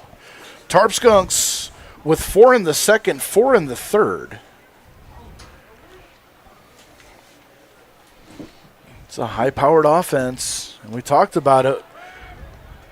When they start to click, this is definitely going to be a playoff caliber team. As Weeks works the count to 2-0. And the pitch. So again, there's a ground ball toward short. Castrataro has it. Throw on to first, and it's over the head of the first baseman, Espinal. Backing up on the play is Cooper Fesh. So the error on the short side. Now I'm not sure whether we need a defensive replacement for Brady Marshall at short. It seems like shortstop seems to be the unsolved mysteries part of the field. I don't know. Maybe they need to re-rake that part of the infield. As Branson Lindquist stands in now, struck out his first time.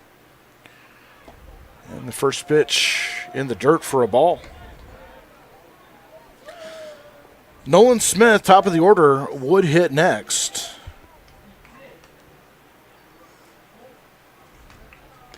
If Lindquist can keep this inning going.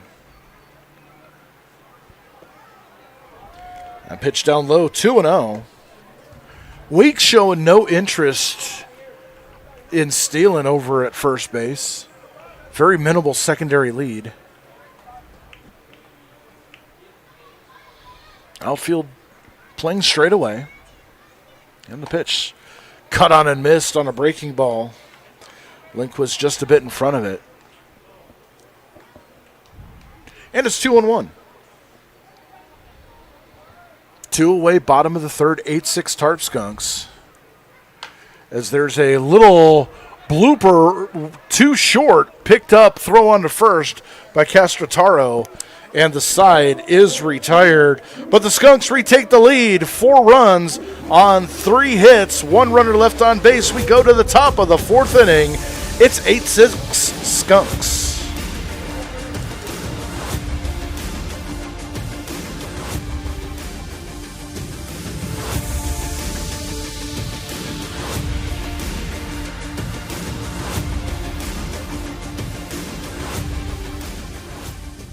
At Southern Chautauqua Federal Credit Union, we believe in supporting our community and helping you achieve your financial goals and strive to make a positive impact for our members and the community. Our mission is to empower individuals with the skills and resources necessary to achieve financial freedom. As our members and the community achieve their goals, we fulfill ours, creating a brighter future together. Southern Chautauqua Federal Credit Union, your partner in financial well-being. Looking to feed the family, the whole team, or just your own hungry self?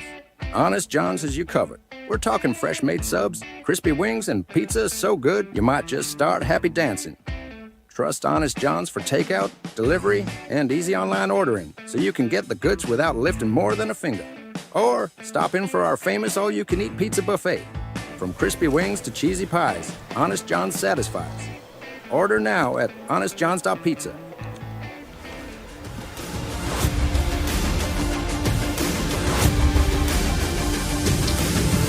Skunks fans, celebrate that win or eat your feelings with Honest John's. Crispy wings, melty pizza, and online ordering that's fast and easy.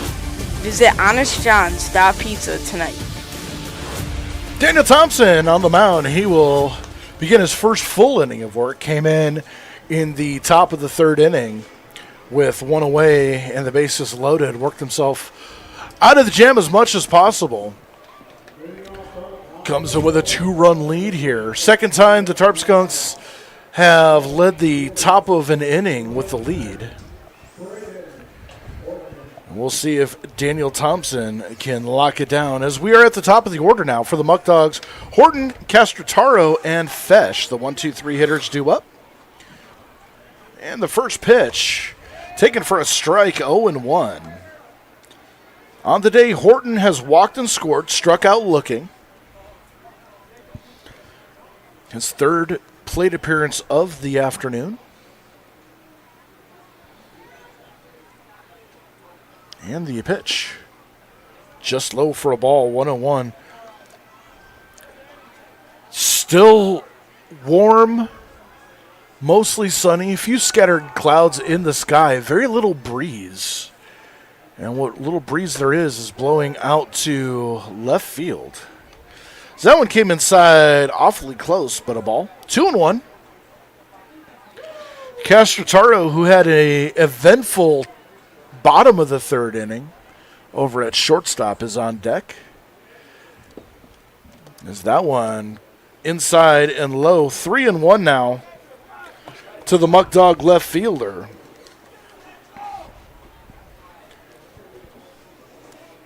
And Thomas, the last thing he wants to do is give up a leadoff single or leadoff walk. That one on the outside corner for a strike, 3-2. And this heat's got me all discombobulated up here. I'm all over the place. Full count to the leadoff hitter here in the top of the fourth inning, and that is grounded toward short, picked up by Marshall, throw on to first. And a routine play to get the first out of the inning. And that's going to bring up the shortstop, Tyler Castrotaro. Castrotaro 2 for 2 on the day. Has scored a run back in the first.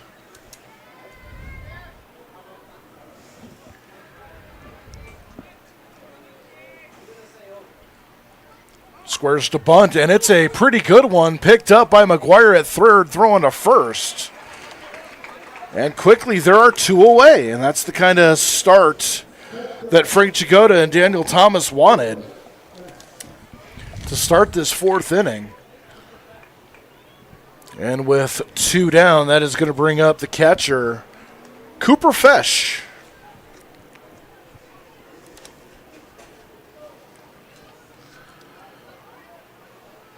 First pitch swinging, fouls it off to the left, 0-1.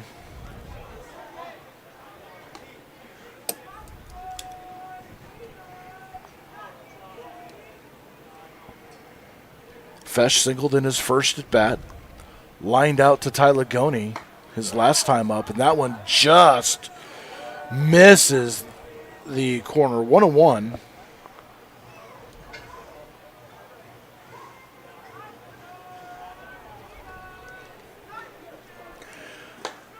Thomas, same location, just misses again. And it's 2-2.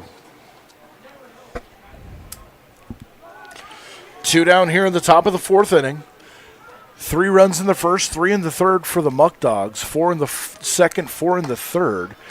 As I, again, am unsure where that missed. 3-1. Cut on a miss, 3-2. Comes back to the same location, and Fesh goes full. Thomas looking for a 1-2-3 inning here. It would be the first for the Tarp Skunks. And the pitch. So again, there's a ground ball to first, gloved by Smith. He's going to take it to the bag himself. And a 1-2-3 inning for the Tarp Skunks. We go to the bottom of the fourth inning, 8-6, Jamestown with the lead.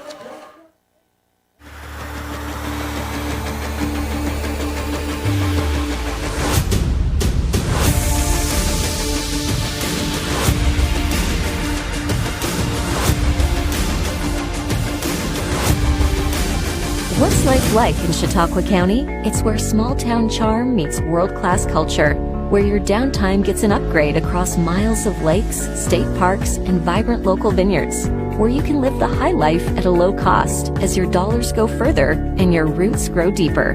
Whether you're building a business or advancing your career, settling down or settling up, choose Chautauqua County, where every step you take is toward the life you love. Start your next chapter at livechq.org. Our generation has a choice. Turn away from the world's problems or chase them down. We refuse to sit back and watch them pass us by. Watch us fly ahead. Rise to every challenge and overcome anything. Watch us become the next greatest generation. Don't threaten me with a good time.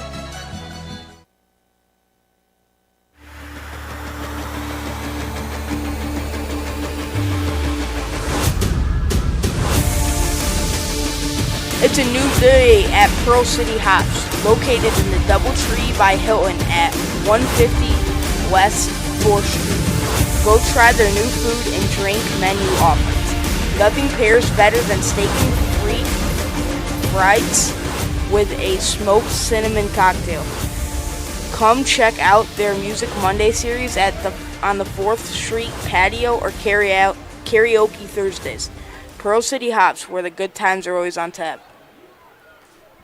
Good job, as Evan Hollingsworth on the mound to start the bottom of the fourth inning. And it's going to be Smith, Haynes, and Bremner, 1-2-3 to start the inning as the first pitch cut on a miss for a strike. 0-1 the count. Smith 0 for 1 on the day, has walked, stolen a base. Grounded out to second, and the pitch. Outside, 1-1. So that's steak and frites, or frites. And essentially it's just a fancy way of saying steak and french fries. As that one fouled back. 1-2. Get a nice medium rare steak. And then you use the french fries to sop up all the juices. That's good eating. I might have to check out Pearl City Hops. As there's a weak chopper towards short. Diving and cut off by Carreras. And he may be hurt. Not only did he take the play away from Castrataro, but on the dive, looks like he injured himself.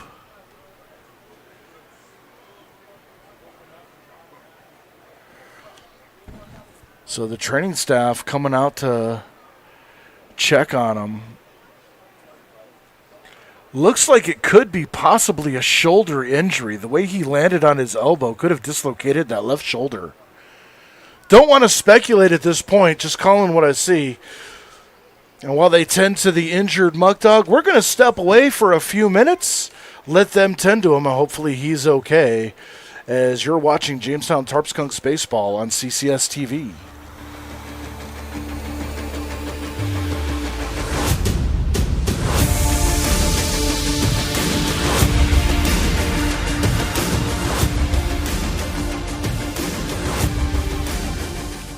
I've definitely got more comfortable like being in front of the camera, and I got to like meet new people. If you are into like cameras and news and stuff, I would come here.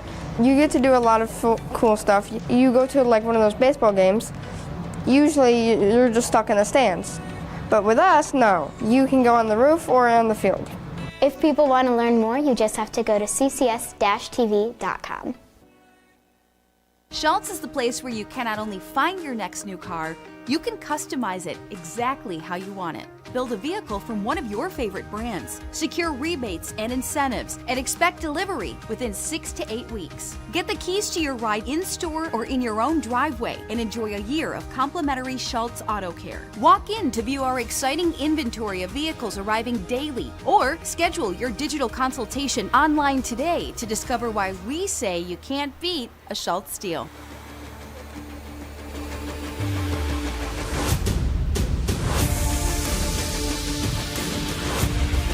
As it looks like the injured Batavia Muckdog, Omar Carreras, will stay in the game. Training staff checking, having him going through the drills to make sure that the shoulder didn't pop out of socket. It may have popped out and popped back in or just jammed the shoulder, but he's going to tough it out, stay in the ball game. Then, and you want to talk about a memorable debut, just arrived for the Batavia Muckdogs today, and that would have been a tragic part of the story if he had injured himself. So glad he avoided serious injury. And we get back to the business of baseball as Jacob Haynes steps in with one on, nobody out, and the first pitch way outside for a ball, 1-0. Haynes on the day 0 for 2. Came in hitting a mammoth 483. That's going to go down a little bit.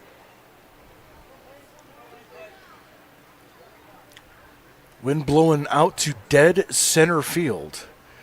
Oh, and Haynes was looking to put one over that Henry James sign. And it's 1-1.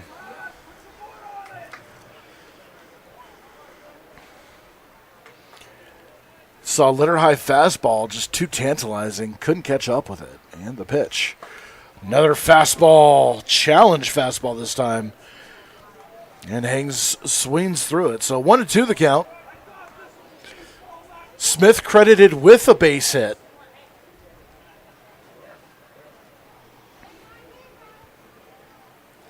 So he leads off first. The pitch. Outside, 2-2. You know, Sebi, something we haven't seen much of at all tonight is runners trying to steal. Yeah. We've only had one, and that was almost seemed like an accident. Yeah. I feel like it has to do with the humidity. I feel like players don't want to get tired out easily. I think you're absolutely right. That's gotta have something to do with it. It's definitely more humid today than we are been used to, at least through the first 20 days here in Jamestown. And the pitch, runner goes, swinging foul back to the concourse. Look out, heads up. And Jacob Haynes wanted that one back. Sitting dead red fastball. Just missed the barrel by about a quarter of an inch. And we'll do 3-2 all over again.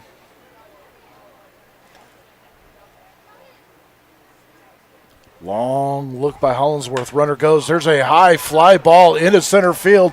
Going back on it is Hammond. Still going back. And it's off the batter's eye in center field. Haynes will stop at second with an RBI double. And it's 9-6. Jamestown add $10 more to the kitty as CCS-TV will donate $10 for every extra base hit here at home in Jamestown. That's $20 here tonight. Yeah, and that ball had to be hit at least 400 feet. If it hit a little bit right to the Henry James side, that would have probably been gone. Yeah, that ball definitely had home run distance, and we were talking about it, the wind blowing out to center, and Haynes got one right up in that jet stream. As Justin Bremner now comes up, swings early at a first pitch breaking ball. And it's 0-1. For Haynes now, he leads the team in doubles with 5 on the season.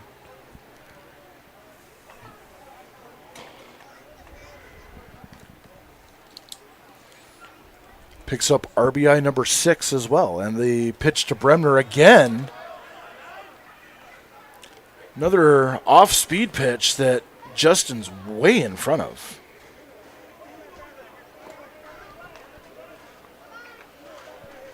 So 0-2 the count.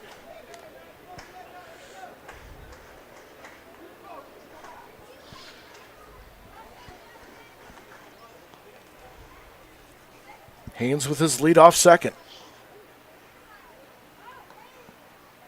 And the pitch. Called strike 3 on the outside corner. And Bremner goes down on strikes for the first out of the inning. That's going to bring up the extra hitter, Nathan Borchardt.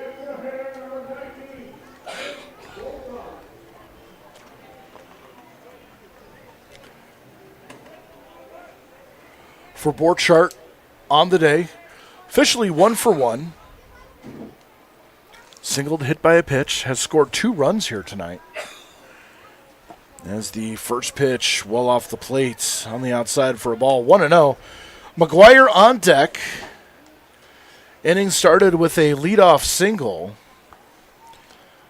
on the infield that Omar Carreras dived and stopped the play, cutting Castrotaro off. It would have been questionable whether Castrotaro would have been able to field it and throw it to first anyway. And Smith came around on the Jacob Hayes double. Bremner struck out, and now Borchardt with a 2-0 count. And that's where we stand. 9-6. Top of the 5th inning.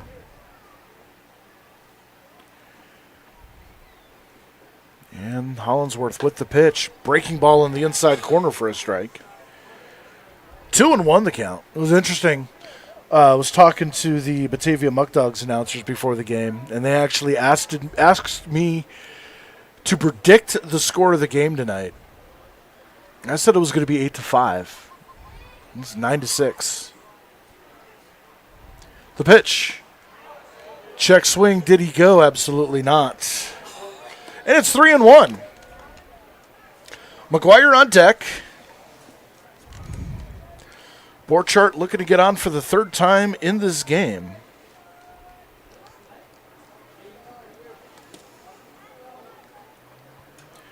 And the 3-1. Hayes with his lead. The pitch. Fisted toward third. Over is Carreras to glove it. On the infield pop out, and there's 2 away.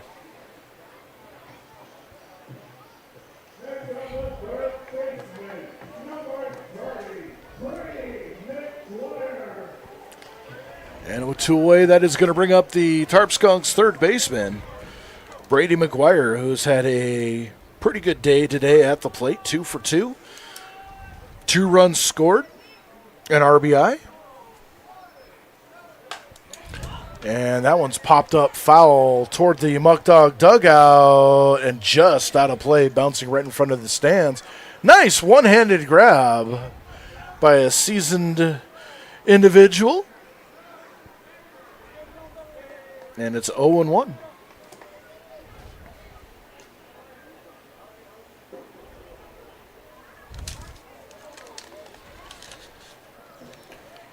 With this 2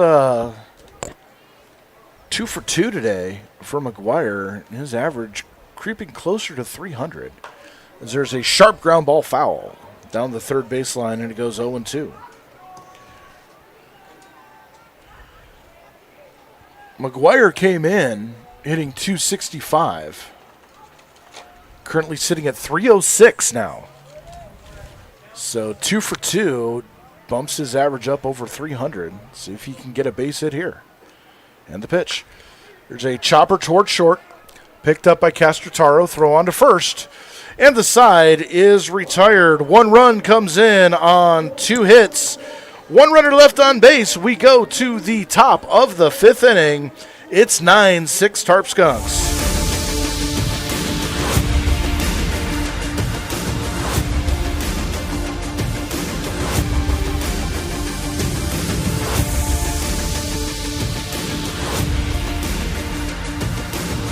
What's life like in Chautauqua County? It's where small-town charm meets world-class culture, where your downtime gets an upgrade across miles of lakes, state parks, and vibrant local vineyards, where you can live the high life at a low cost as your dollars go further and your roots grow deeper. Whether you're building a business or advancing your career, settling down or settling up, choose Chautauqua County, where every step you take is toward the life you love. Start your next chapter at livechq.org. Our generation has a choice. Turn away from the world's problems or chase them down. We refuse to sit back and watch them pass us by. Watch us fly ahead. Rise to every challenge and overcome anything. 10 innings. Watch us become They'll stop it after the next 10. greatest generation. Time-wise now.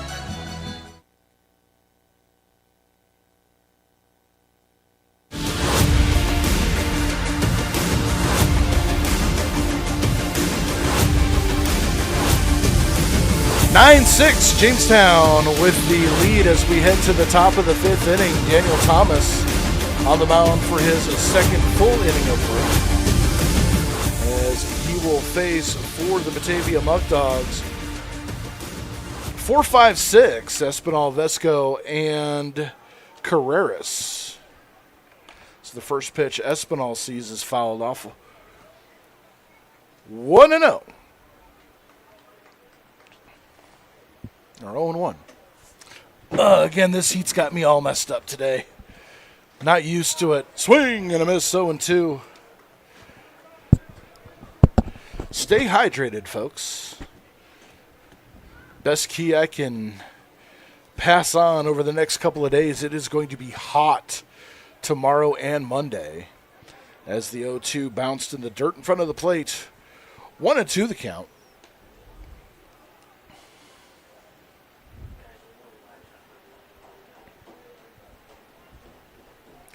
.78 degrees right now.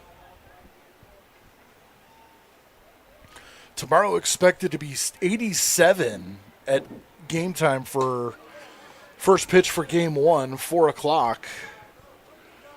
On Monday, it'll be in the upper 80s as well for first pitch against Batavia. So definitely stay hydrated. And the 2-2. Chop foul. Off to the right-hand side toward the Muckdog bullpen. And we'll do 2-2 all over again.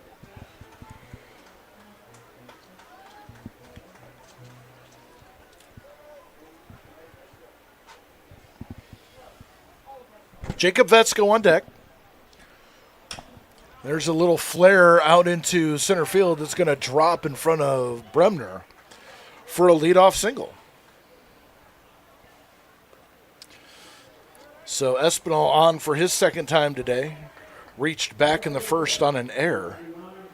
And that's going to bring up Jacob Vesco. Vesco back in the third set off a chain reaction of interesting events that led to Batavia scoring 3 runs. Struck out, but the ball was dropped, and on the throw down to first, an error allowed him to come around to score after Carreras and Bolton followed with singles. 0-1 the count, and the pitch, foul. Off to the right, 0-2.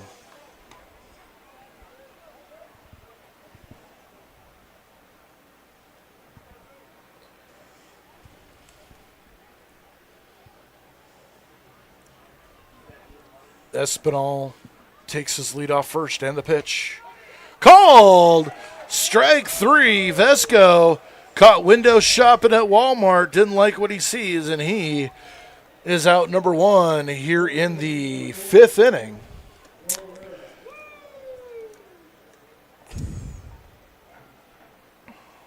First strikeout for Daniel Thomas today. Batting him next, the third baseman, Correas. He had messed up, if I'm correct, he messed up his shoulder earlier. Well, we'll call it a tweak. No, this is, I think we have a pinch hitter here. This is number 13. Let's see if we can get the Blake Ewing now, the pinch hitter. That's the first pitch inside for a ball, so Carreras' day is done.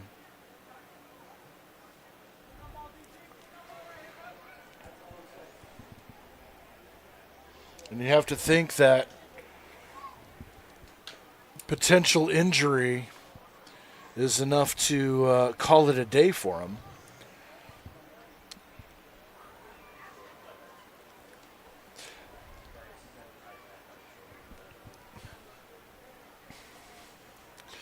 I was looking down in the dugout for the Muckdogs. Yeah, he's got an ice pack. So, not taking any chances with the new arrival's shoulder. Give him a lot of credit, though, for sticking in after doing something to his shoulder. Maybe jammed it, maybe a quick in and out or out and in dislocation. Something. Got it out the rest of the inning, but Skip Martinez says that's enough. So Blake Ewing now 1-1. On the outside corner, called a strike 2. 1-2 the count. And we'll see if Ewing stays in at third.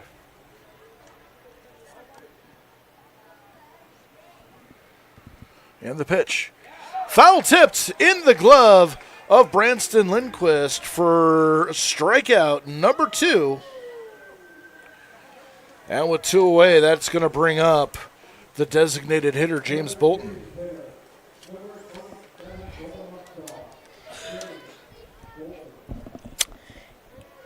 Yeah, he's 0 for 1 on the day. Fielder's choice, got walked. Very true, as that pitch is grounded towards second, picked up by Lagoni, steps on the bag to end the inning himself. No runs, a hit. 1 left, we go to the bottom of the 5th inning. It's still 9-6.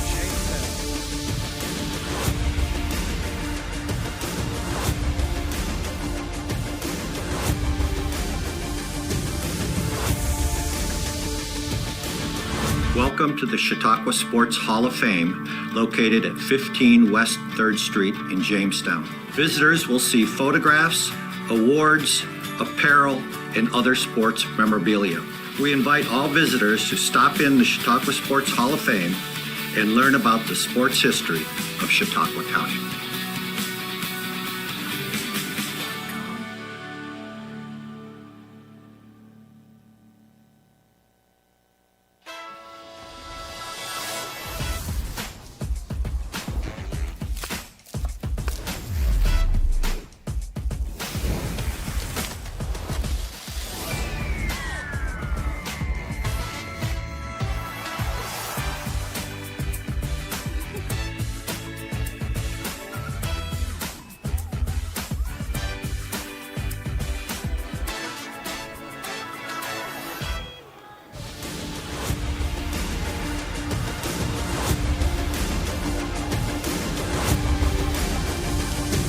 The score from Russell E. Detrick Park, as Justin Espinal has moved over to third base. Blake Ewing has moved to first. CCS-TV is your home for local student voices, community highlights, and live sports coverage. Watch us on Roku, YouTube, your mobile device, or at CCS-TV.com. And don't miss out on exclusive content. Follow at CCS Television on TikTok, Instagram, and Facebook. CCS is the exclusive home of Tarp Skunk Baseball. All right, thank you very much, Sebi. Well done, as always, as Brady Marshall stands in, facing Evans Hollinsworth again. Marshall 1 for 1 on the day. Singled, was hit by a pitch back in the third. And now he is ahead of Hollinsworth 2-0. As we have someone trying to find their car. That one way outside 3-0.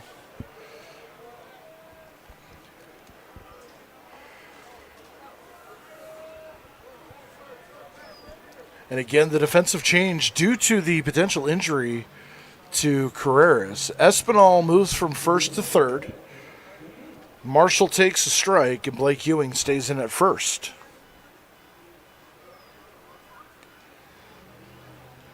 Three and a leadoff walk for the Skunks shortstop.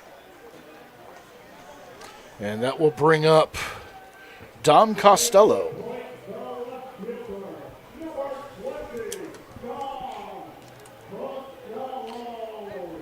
Yeah, Costello's 1 for 2 on the day. Hit and air. Batting 7th. I'm going to check that in the scorebook. I'm not sure what they gave him on that other one. Well, I don't know. There's a line drive, too short, dropped by the shortstop Castraro. Throw on to first in time for a double play. And yeah, unfortunate break there. Ty Lagoni batting next, second baseman. 0 for 2 on the day. Struck out looking and grounded out. Grounded into a 6-4-3 double play.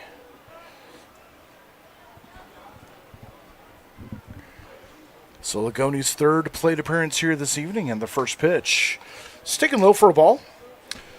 1-0.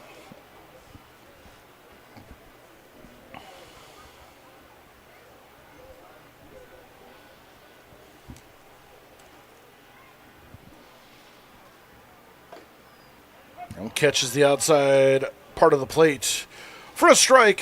1-1 the count. Eric Weeks would be on deck. Would hit next if Lagoni can extend the inning. And the pitch. Bouncing in the dirt. 2-1.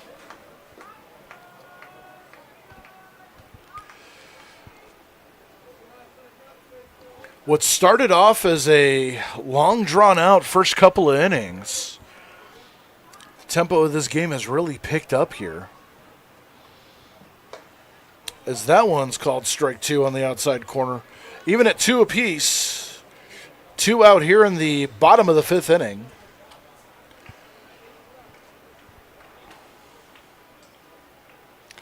The pitch. Cut on and missed. Strike 3.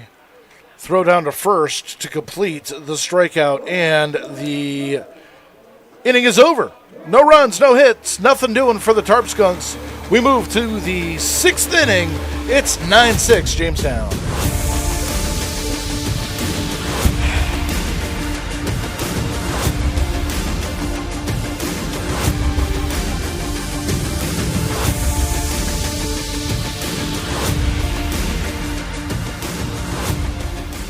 At Southern Chautauqua Federal Credit Union, we believe in supporting our community and helping you achieve your financial goals and strive to make a positive impact for our members and the community. Our mission is to empower individuals with the skills and resources necessary to achieve financial freedom. As our members and the community achieve their goals, we fulfill ours, creating a brighter future together. Southern Chautauqua Federal Credit Union, your partner in financial well-being.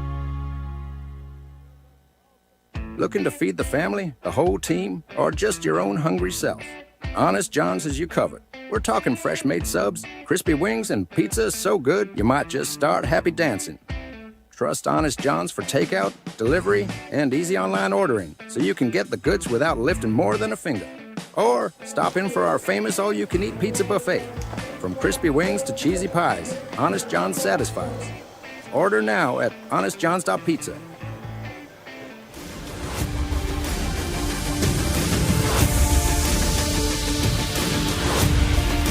Tonight's coverage comes to you from the Wegmans broadcast booth, where fresh coals meet fresh ingredients. Whether you're in the mood for a hot meal, a fresh salad, or a quick snack for the game, Wegmans has you covered. helping you live better, eat better, and cheer harder. That's the Wegmans way. All right, Daniel Thomas, continuing here for the Skunks, has done a tremendous job in relief. As the first pitch, he tosses to Walker, the second baseman. Low for a ball. Tyler Walker, then Kenta Ueno, and Travis Hammond.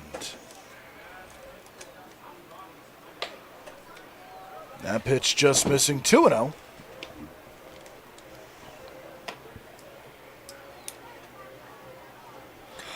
For Walker, he's been hit by a pitch, flew out to center. That one up high for a ball, 3-0.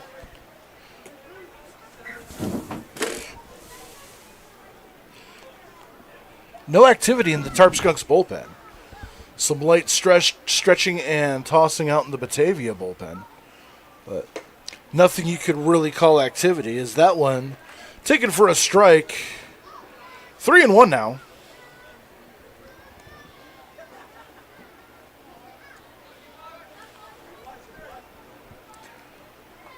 Ueno on deck. There's a foul. You jumped. I didn't. You did. That wasn't even close.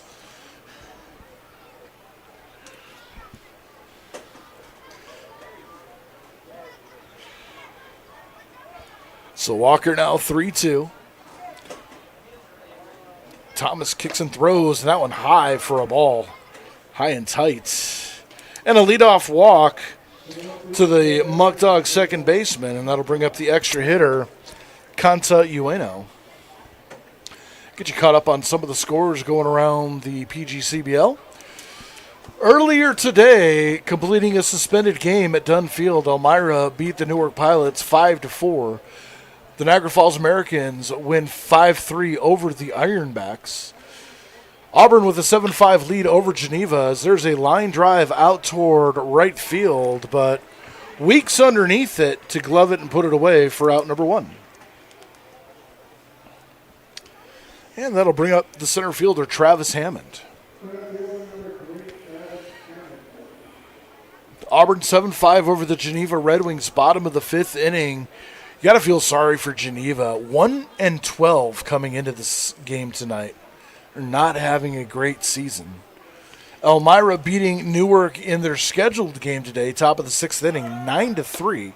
As there's a runner go, throw down to second. None in time on the tag. Throw was there. Tag was just a second late.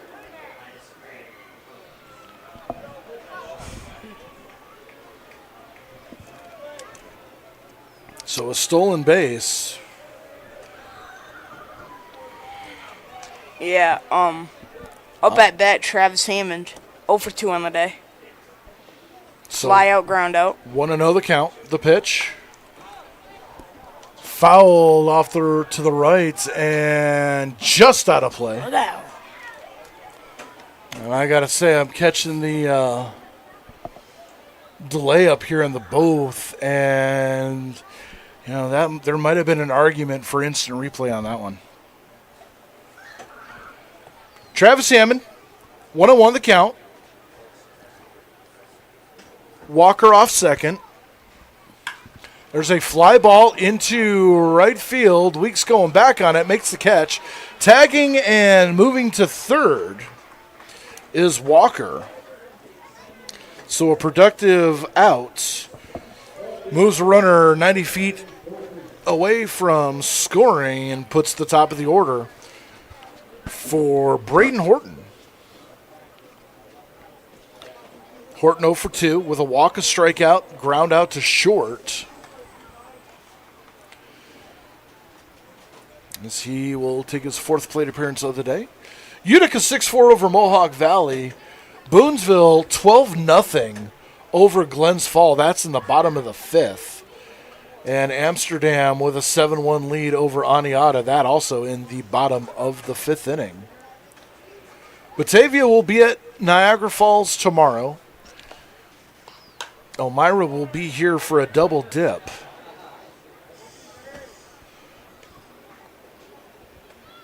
Auburn will host Niagara And Newark will play at Geneva tomorrow.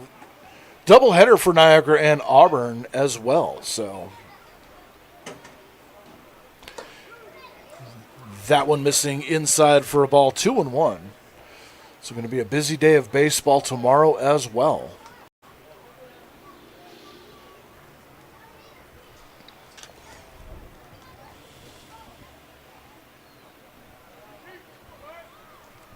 Two and one.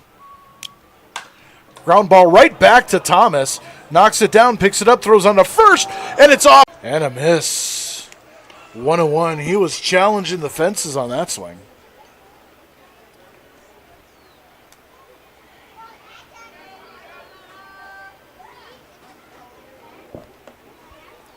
Runner takes the lead from first and the pitch. There's a line drive into right field, a base hit. Third hit of the day for Castrotaro. Moving over to second is Horton. And now suddenly with 2 outs, a little bit of a rally being built by the Muckdogs. And the catcher, Cooper Fesh, will stand in. Some activity in the Tarp Skunks bullpen, as Thomas is getting up to about 58 pitches. Yep, confirmed 58 pitches. And Frank Gigotta is going to make the long walk to the mound. Are we going to get a pitching change here or just a quick conversation? Well, as soon as you see the is going to make the long walk to the mound. Are we going to get a pitching change here?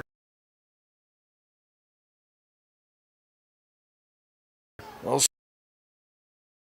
so it's going to be just a quick conversation. But you have to think that Thomas is going to be on a short leash here.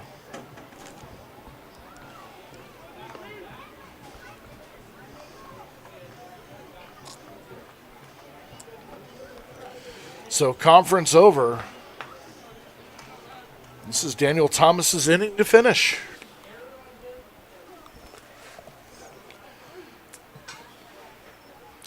So the catcher Fesh stands in. 1 for 3 on the day with a single. There's a high fly ball into left field. Coming in on it and making the catch is Dom Costello to retire the side. But a run does score on a base hit. 1 runner left. We go to the bottom of the 6th inning. It's 9-7 Skunks.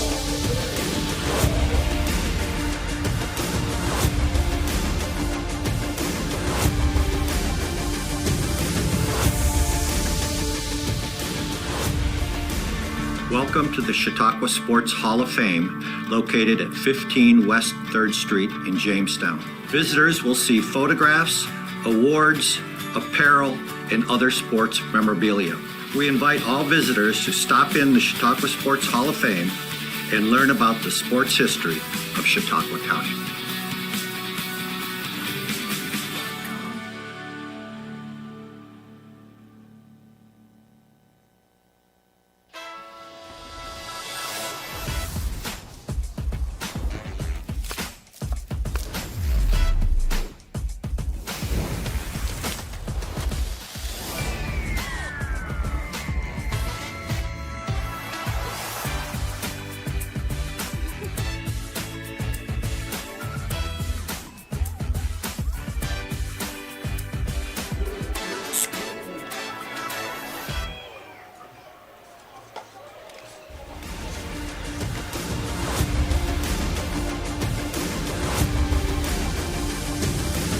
New pitcher on the mound for the Batavia Muckdogs, James Creighton.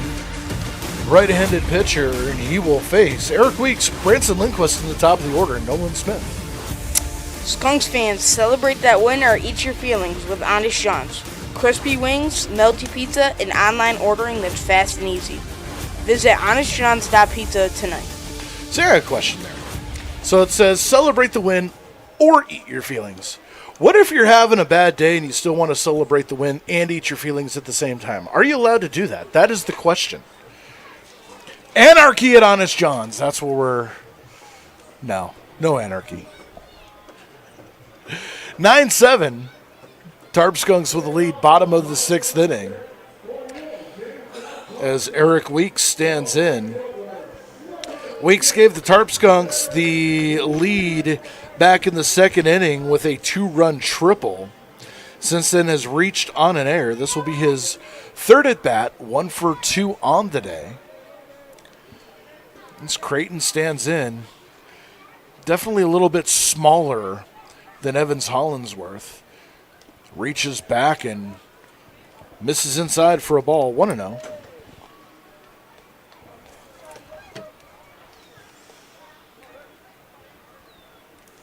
I could use some Honest John's wings right now. And the 1-0. Misses outside for a ball, 2-0. You know, last year, during the in-between innings festivities, they did the Tim Hortons thing where if you put a ball in a box, you got some Tim Hortons Timbits. We did not get one Timbit up in this booth last year. That one taken for a strike on the outside corner, 2-1.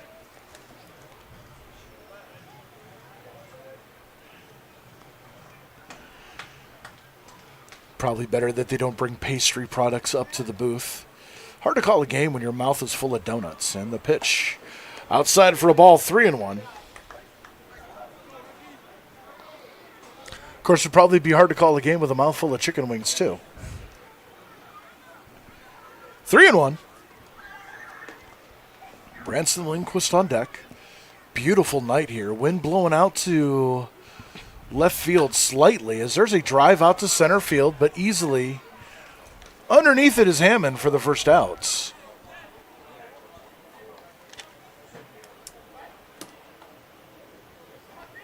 And that'll bring up Branson Lindquist. He's 0 for 2 on the day. He struck out swinging. He flew out earlier. St. Mary's High School graduate who is committed to the University of Toledo this year. First pitch inside for a ball. 1-0 the count.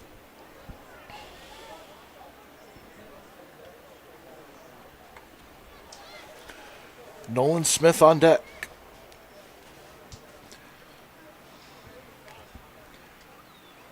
Inside, 2-0. For Lindquist coming into this game, 2 for 5.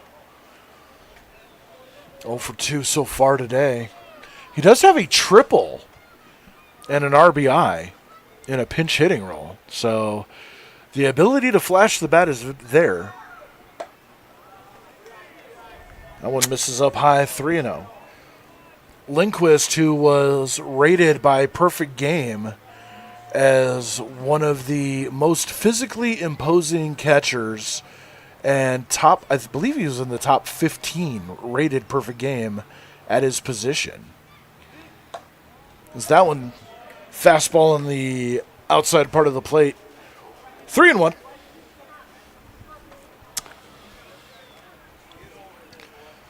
Had a chance to talk to him before the season started. Very nice guy. Swing and a miss. 3-2. Homecoming and prom king. How about that? You don't get that unless you are a well-liked individual in high school. And the 3-2 inside for ball 4. Well, Fesh thought it was a strike, but that home plate umpire has not been giving that inside part of the plate, that left part of the plate all night long. Yeah, and that'll come back to the start of the lineup. That'll bring up Nolan Smith. He's 1 for 2 on the day. Ground out, walk, and base hit. Stolen base and a run scored. Done a lot today. And that ball bounces in the dirt and gets behind Fesh. Advancing to second easily on the wild pitch is Lindquist.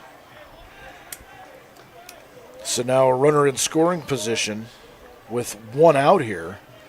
Good opportunity for the Skunks to respond after giving up 1 in the top of the 6th.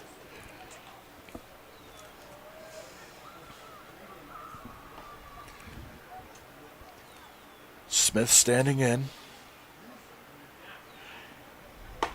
That one way outside, 2-0. Jacob Haynes on deck. And Creighton has been all over the place. Having a hard time finding the strike zone. You're getting to the part of the lineup where you don't want to be missing that one on the inside, 3-0. You start missing to pretty much 1 through 7, and you're in for a bad night. 8, 9, and 10 can do damage as well.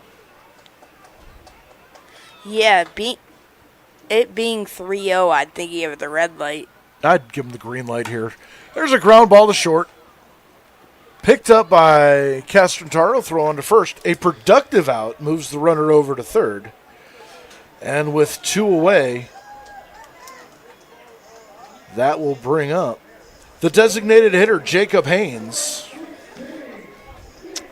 Haynes is 1 for 3 on the night. Fly out, ground out, and he had a double, which was a shot. Yeah, not just a double, a monster shot that hit 10 feet up the 12-foot bottom part of the batter's eye out in center field.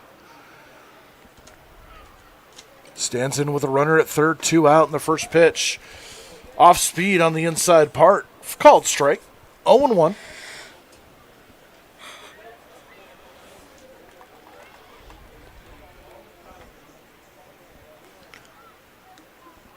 Haynes waits. There's a high fly ball into left field, but right at Horton. Makes the catch, and the inning is over. No runs, no hits, 1 left. We go to the 7th, 9-7 Jamestown.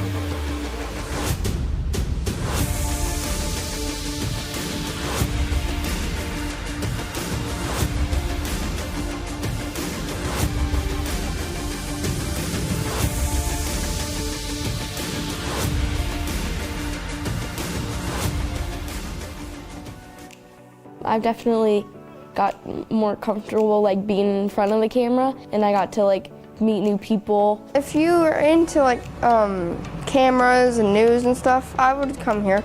You get to do a lot of cool stuff. You go to like one of those baseball games, usually you're just stuck in the stands.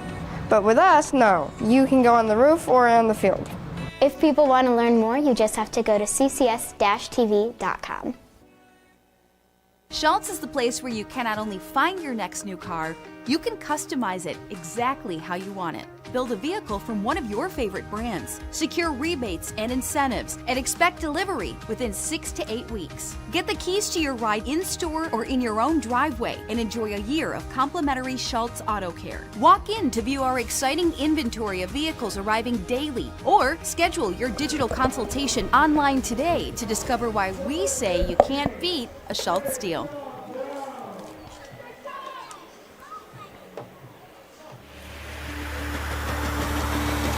Seventh inning summary presented by Schultz Auto Group, a proud sponsor of the Jamestown Tarp Skunks. Visit any of our locations in Jamestown or Warren or online at schultzauto.com. New pitcher for the Tarp Skunks, Jason Brown. We'll get you the information on him and the stat line for Daniel Thomas. We'll get you the 7th inning summary. The Muckdogs started it off hot in the first inning, scoring 3 across tonight's starter Hunter Bell. Tarp Skunks able to take the lead 4-3 in the second. Dogs put 3 back up in the third, and the Skunks responded with 4 in the bottom of the frame, 1 in the fourth, 1 in the sixth for the Muckdogs. Here we are, 9-7. 9 runs, 8 hits, 4 errors for the Skunks, 7 runs, 7 hits, 2 errors for the Batavia Muckdogs. Yeah, and throwback to a couple games ago when I was doing some social media work. We asked who has the best nickname in the dugout. That award went to Jay Sean Brown with Downtown Jay Sean Brown. So, I like that. Downtown Jay Sean Brown. All right, we'll get you the stats on him here in just a moment. Comes in, has given up, or has pitched 6 2/3 innings, has given up a hit, 3 runs, none earned, 3 walks, 3 strikeouts. So he will come in the top of the 7th inning and face the heart of the order, Espinal, Vesco, and Ewing, as the first pitch outside for a ball, 1-0. Jason Brown out of Rockingham Community College in North Carolina. Cut on a missed, 1-1. Now, if any pitcher in the pitching staff coming out of the bullpen is accustomed to this type of weather, it's Jason Brown. He might actually prefer it a little more soupy, as there's a line drive that gets past the Brady Bunch on the left side into left field for a base hit.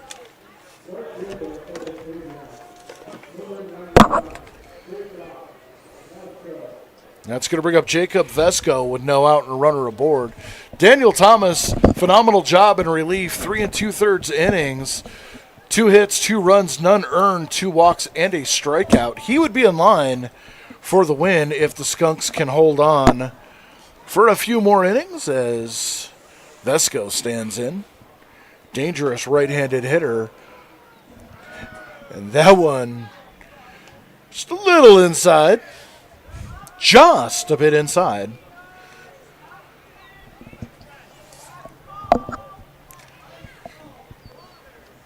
One for 2 on the day.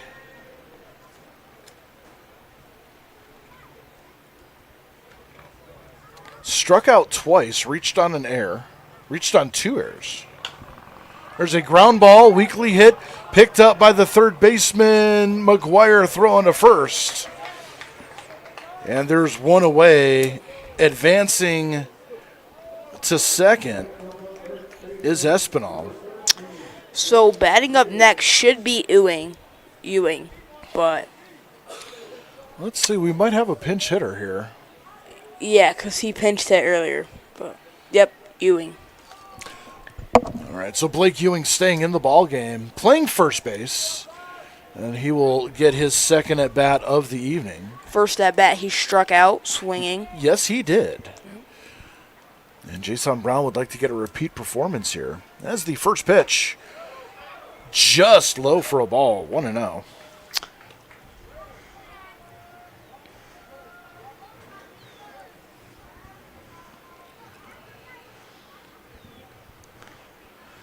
Summer smell of barbecue hamburgers floating through the air. It's the best part of summer, as that one's fouled back. 1-1 the count. Today, the longest day of the year, the summer solstice. Summer begins today. Yeah, and that would explain why it's still bright outside. I wouldn't be surprised to see it still daylight around 10 o'clock, as that one just missed. 2-1 the count.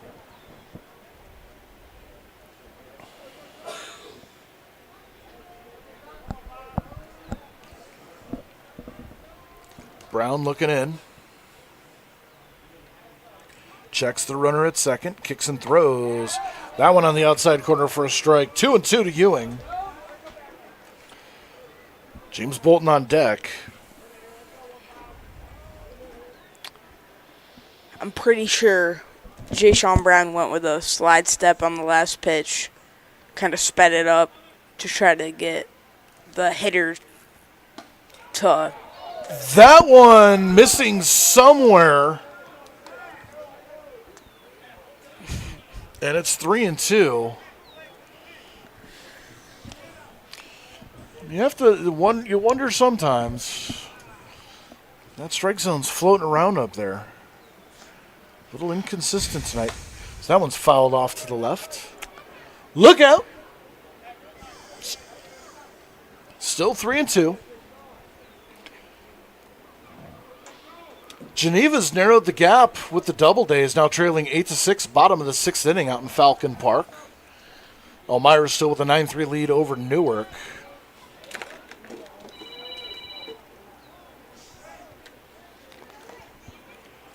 And the 3-2. Missed up high for a ball. And a 1-out walk puts 2 on for the designated hitter, James Bolton. Yep. looks like there's some activity in the Muckdogs bullpen. For the Tarp Skunks, none except some 2 people throwing the football. But other than that, nothing. Light stretching happening there. As Bolton fouls the first pitch, he sees. Nice catch in the stands.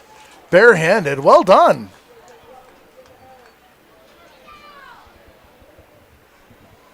Bolton 0 for 2 has reached on a fielder's choice, has walked and scored, and lined out to Tylagoni at second.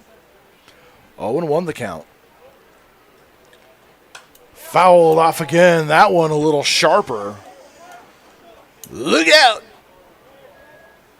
Flying baseballs.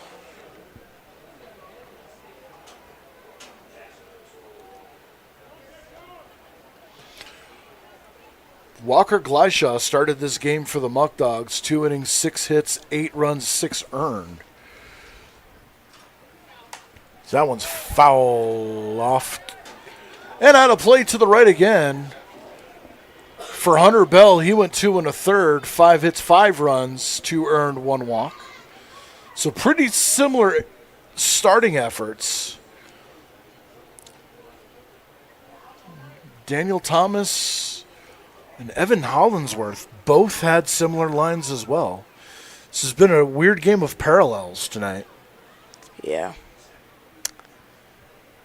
0-2. Runners take their lead. The pitch. Way high. 1-2. Maybe he was trying to entice Bolton with something just above the letters.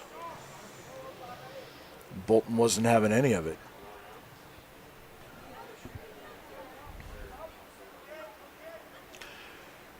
Swing! And a miss! For out number 2, Bolton goes down, and that's going to bring up the second baseman, Caleb Walker.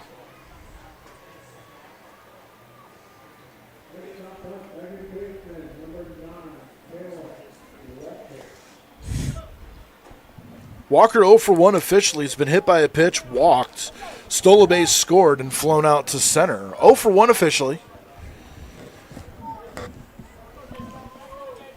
Now with 2 down. Espinal off second. Ewing off first. And the pitch. Inside for a ball, 1-0. Outfield playing pretty straight away. Bremner shading the third base side a little bit.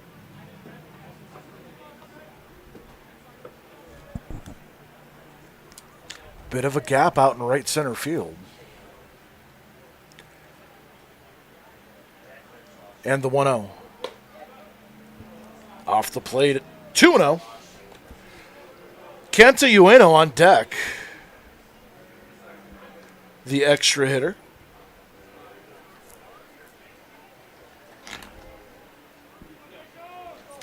Tarp Skunks will have the 3, 4, 5 hitters in the bottom of the 7th. As that one misses 3-0.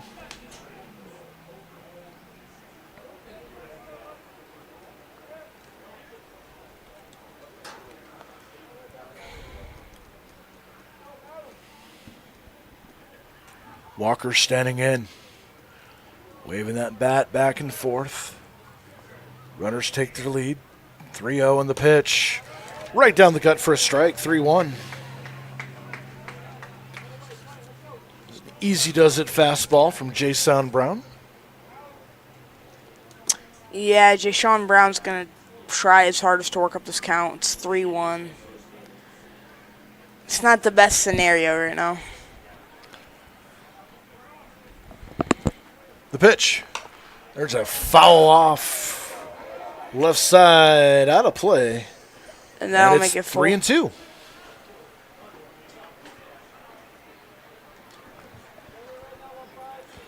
So Brown doing a pretty good job working himself out of a 3-0 hole, getting the count to full.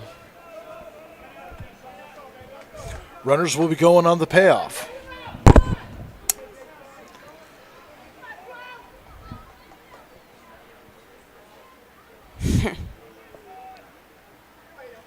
The 3-2.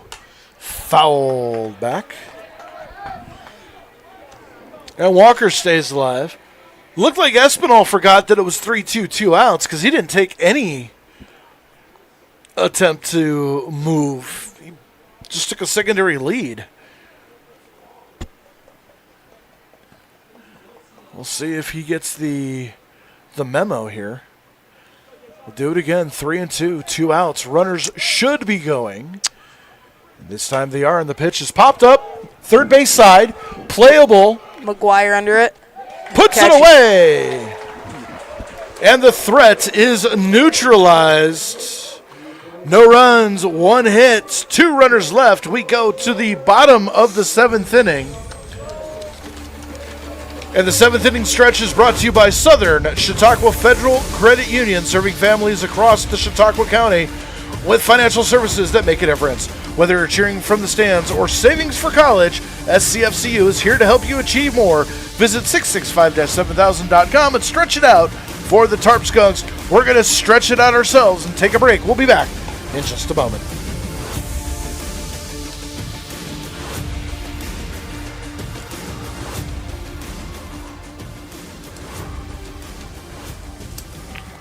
At Southern Chautauqua Federal Credit Union, we believe in supporting our community and helping you achieve your financial goals and strive to make a positive impact for our members and the community. Our mission is to empower individuals with the skills and resources necessary to achieve financial freedom. As our members and the community achieve their goals, we fulfill ours, creating a brighter future together. Southern Chautauqua Federal Credit Union, your partner in financial well-being.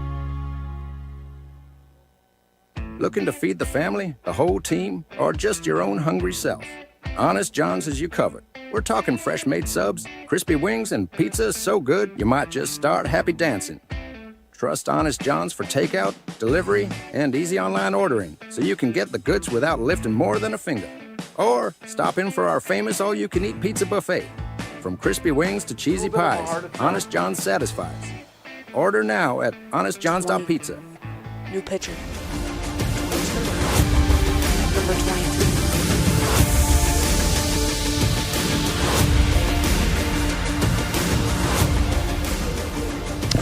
And we're back in the bottom of the 7th inning. We have a new pitcher same pitcher for the Muckdogs. And we have Justin Bremner, Nathan Borchardt, and Brady McGuire up next to bat. Bremner standing in 0 for 2 on the day with a strikeout, a walk, a run scored, and a fly out to right. Cooled off a bit this week. Was named the PGCBL Hitter of the Week. So that one poured in for a strike. 1-1.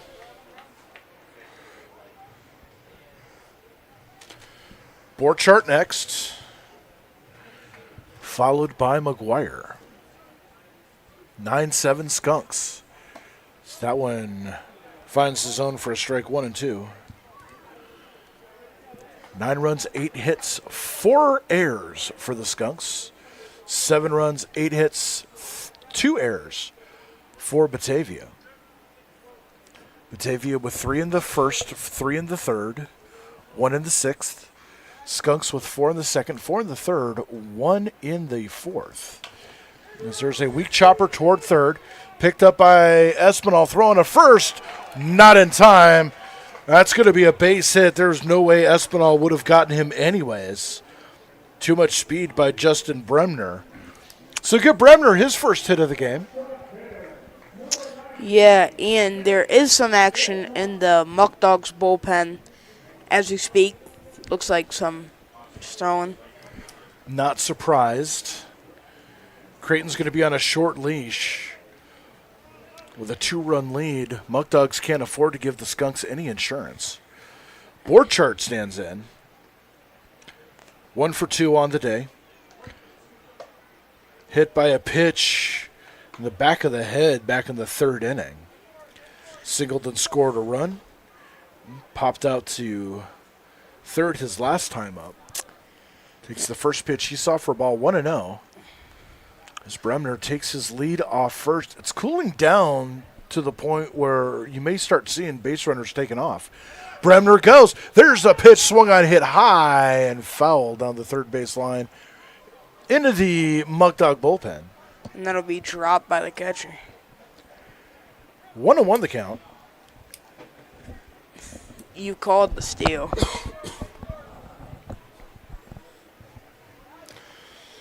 Fouled off, so it didn't count.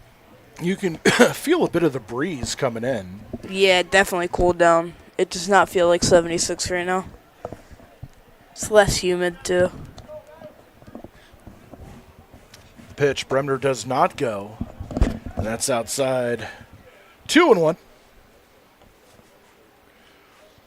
Brady McGuire on deck.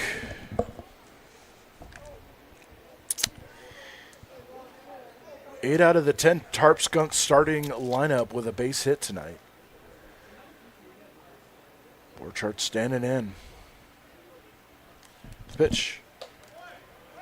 Outside corner for a strike, 2-2. See, I could see Bremner taking off here.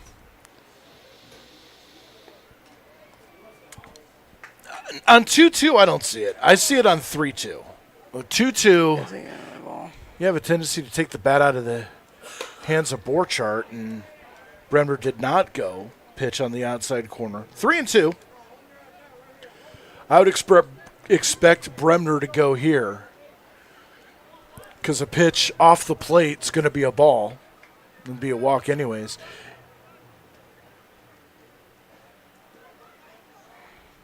3-2.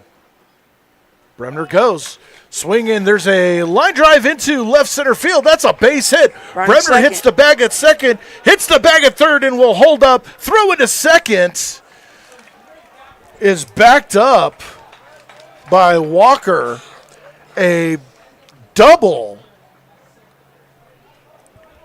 $10 more in the kitty as Nathan Borchardt, with his 5th double of the season, puts runners at second and third with nobody out, and that is going to bring up Brady McGuire.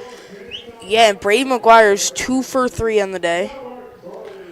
For every extra base hit the Tarp Skunks have here at Detrick Park, CCS-TV will donate $10 to charity.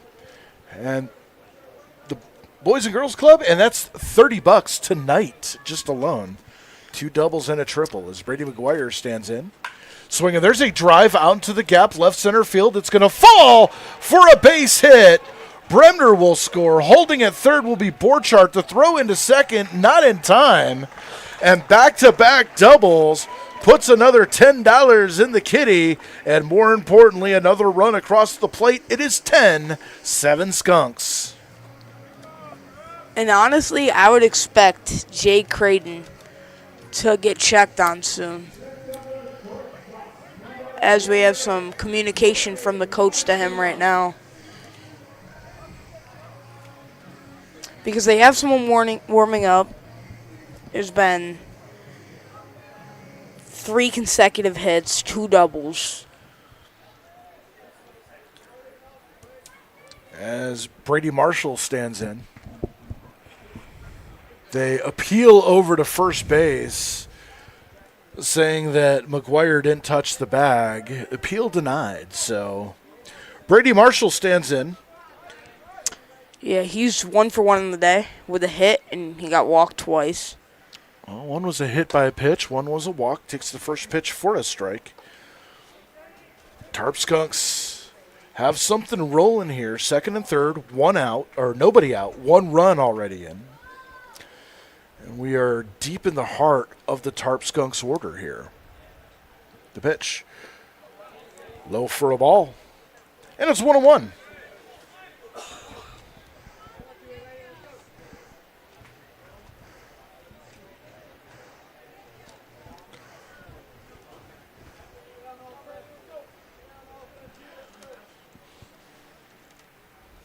As Creighton kicks and throws, and that pitch is lofted into center field, shallow, grabbed by Hammond. The throw to the plate is going to be way offline as the sacrifice fly by Marshall drives in Borchardt. McGuire moves over to third, and it is now 11-7 Skunks.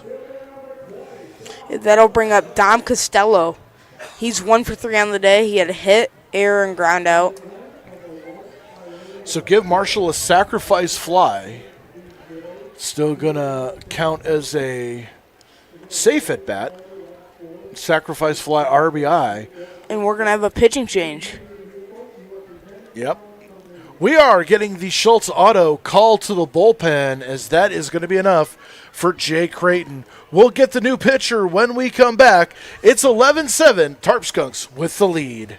42, I think.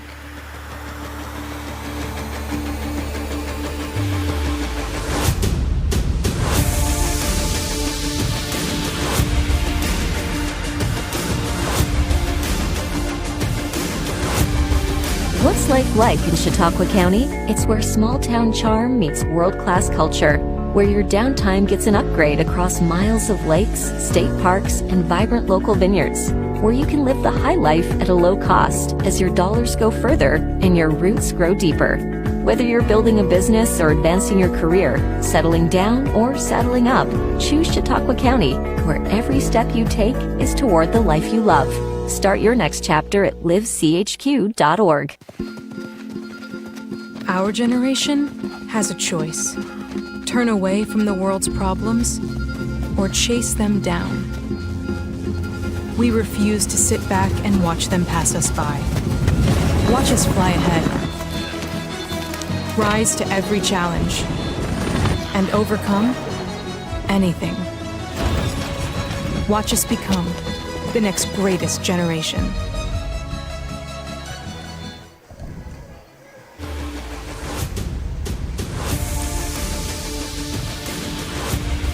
New pitcher for the Batavia Muckdogs is going to be Jake Sliss, left-handed pitcher, two-way player, was part of the Batavia Muckdogs starting lineup here on opening day.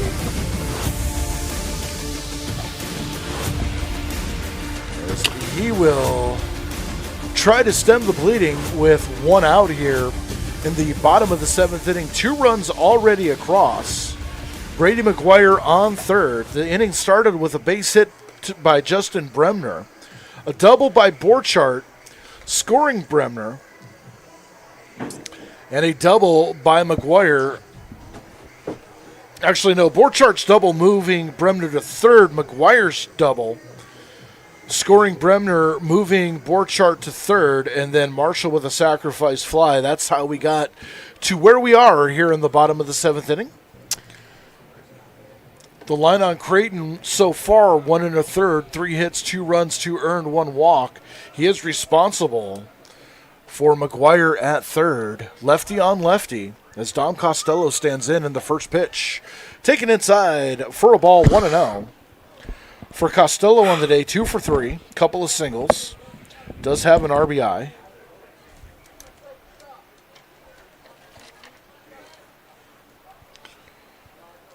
And the 0-1. Fly ball into shallow left field. Coming in on it is Horton. He makes the catch. The throw to home would have nailed McGuire, but he held up. Not deep enough to get the run in, and with 2 outs, that's going to bring up Ty Ligoni.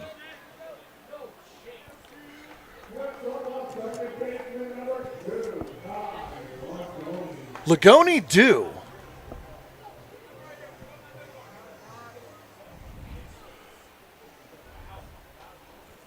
Ty Ligoni due for a base hit. There's a fly ball into the gap in right center field, and it falls for a base hit.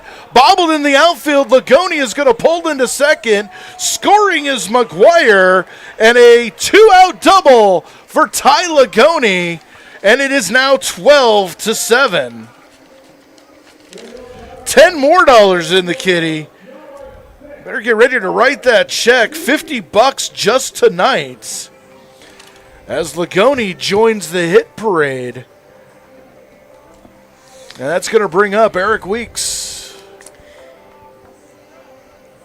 Yeah, and Eric Weeks he had a triple earlier in this one, so he's shown that he can drive that ball. So I wouldn't be surprised if he let off another one here.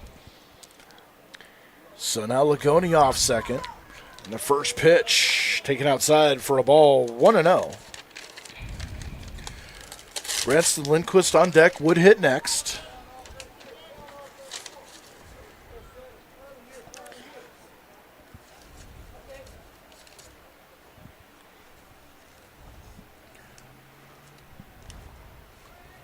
And the pitch hits Eric Weeks in the foot. Oh, and he is hobbling a little bit. Not a good sign. Yeah, and you never want to get hit in the leg area, foot, when you're a base runner.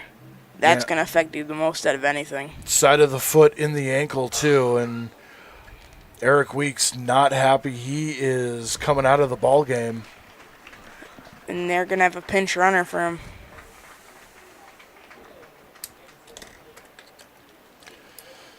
So the pinch runner is going to be number 34, Chase Hagland.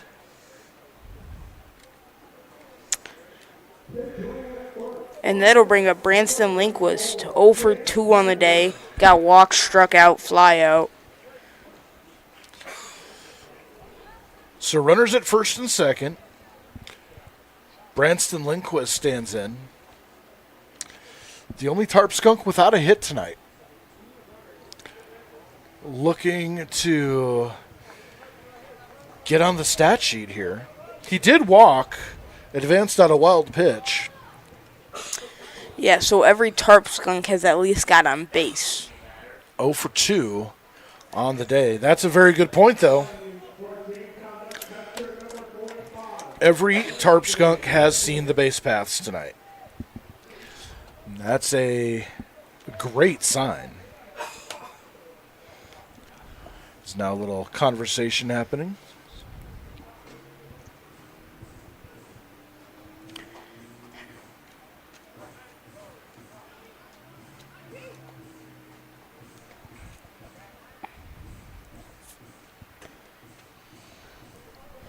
Nolan Smith on deck. Lindquist stands in. Takes a strike of the knees. 1-1. Lindquist, a pizza maker in his spare time. Likes to cook, likes to make pizza. The question, however, as to pineapple on pizza has not been answered by him. Okay. And the pitch. Inside for a ball, 2-1. I mean, I don't like pineapple anyway, but I'm that's just me. See, I like pineapple on pizza, but I can't. It's like if I want something different, I'll do it. Like, I don't do it every time. And the pitch. Ooh, off speed. Wave down and missed. 2-2 the count. Yeah, it definitely threw off his timing there. You could tell he was crazy late on it. So 2 balls, 2 strikes, 2 outs, 2 runners on. We're in the bottom of the 7th inning.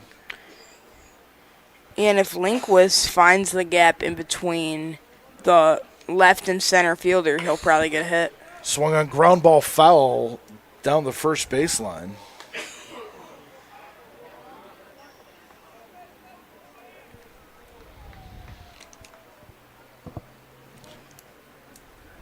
One thing you like to see on the line score is that when the Tarp Skunks score, with the exception of the 4th inning, every time they've scored, it's been a crooked number. We'll do 2-2 again.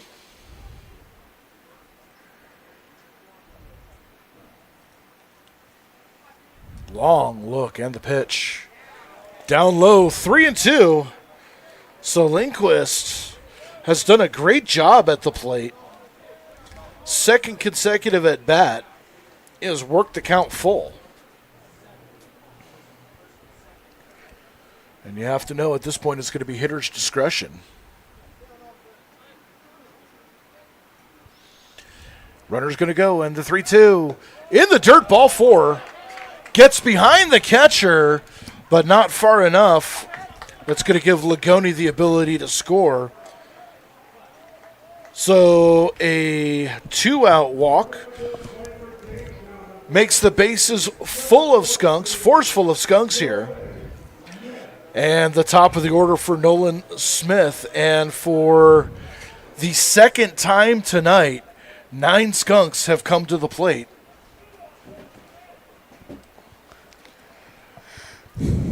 Could we see a mercy? Swinging, there's a fly ball into left field. It's going to be snagged on the fly by Horton, and the inning is over. 3 runs do come across on 4 hits. Bases were left loaded. We go to the top of the 8th inning, 12-7 Skunks.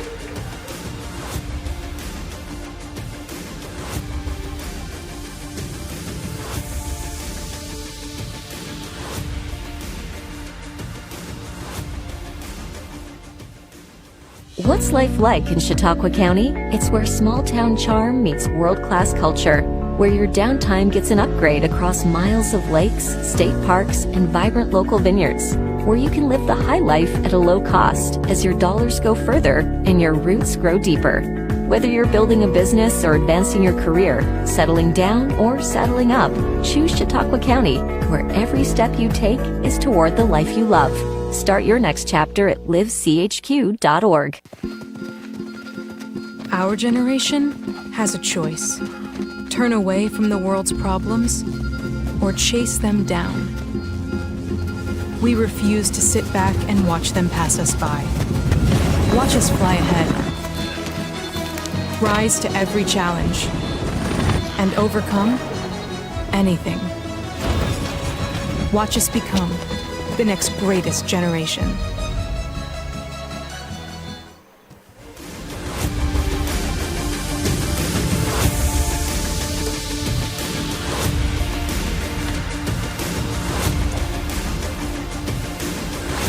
Jamestown Tarp Skunks will play host to the Elmira Pioneers tomorrow on GCFCU Community Buyout Day. Free admission for both games of the Double Dip, 4 and 6:30 p.m.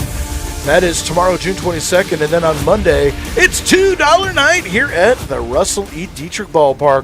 $2 beer, $2 hot dogs, $2 beer, $2 bleachers, $2 beer, $2 soda, $2 beer, and $2 beer. You're not going to want to miss that as the Batavia Muckdogs make their final appearance at Detrick Park until July.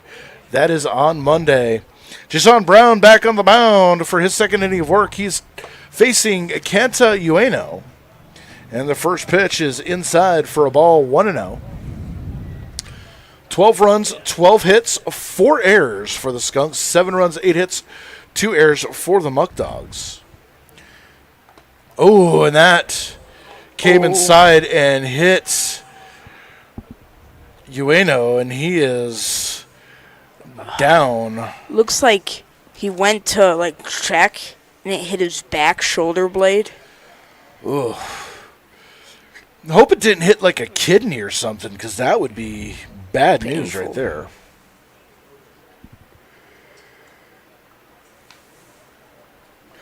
So the training staff comes out. He's smiling. I don't know if he's smiling or if he's grimacing there, but Yeah, he's smiling.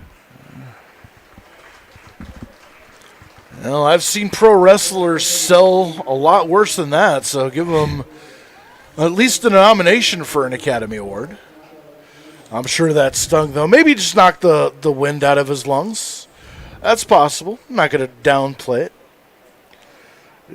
Have to admit, it definitely was a lot more animated than any hit-by-pitch I've ever seen. As Travis Hammond steps in now. Center fielder's 0 for 3 on the day. Flat out twice to right, grounded out to second. Ground ball to second would be just right now, but no, a fly ball out to left. Costello under it. Easy play. And that'll make it out 1. 1 away. And back to the top of the order for Braden Horton.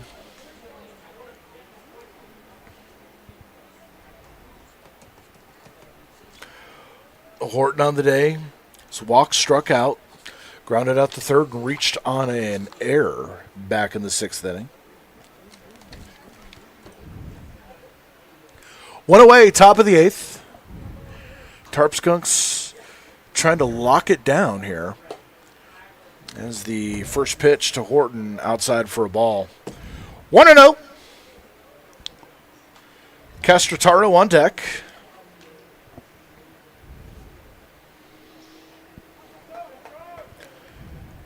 Still absolutely beautiful here tonight. Wind has completely died down.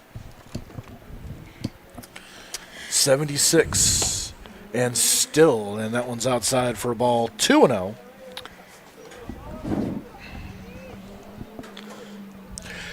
Nothing doing in the Skunks bullpen. There is activity in the Muckdogs bullpen. Yeah, and this heat really came out of nowhere today. The past couple days have not been the nicest. Well, this next week is going to be probably one of the hottest weeks we've seen here in Jamestown in quite a long time. Yeah. 3-0 the count. Expected high 80s. So 89, I believe, is the expected high tomorrow. Yeah. It's going to be much warmer than that, though. It'll probably get up to 93, 94. Yeah. And the pitch. Taken for a strike, 3-1 the count. Jason Brown trying to work back into this count.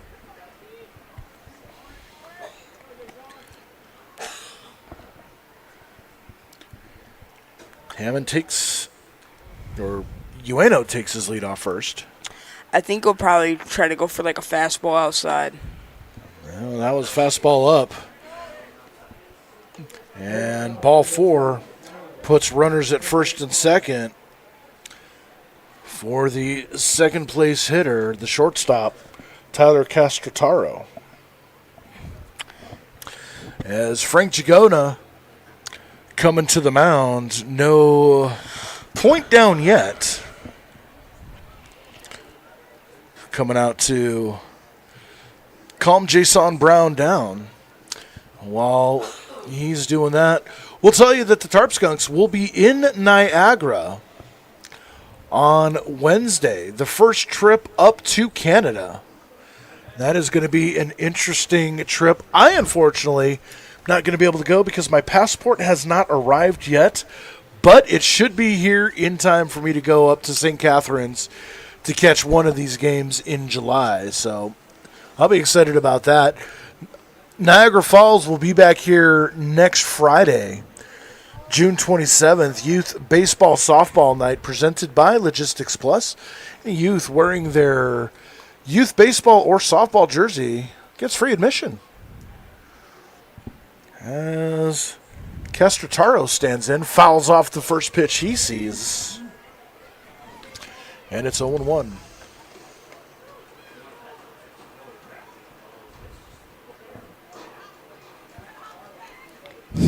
For Castrataro.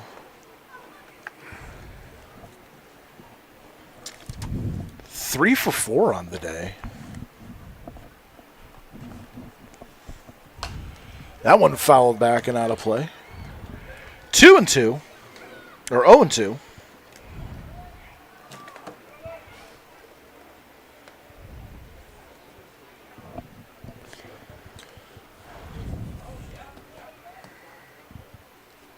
So now Castrataro back against the wall, 0-2.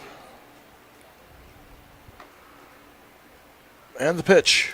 Fouled off again.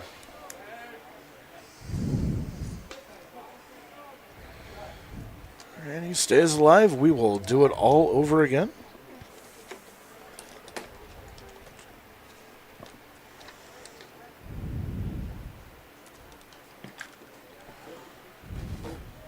Brown would like to induce a ground ball double play here. Get out of this one.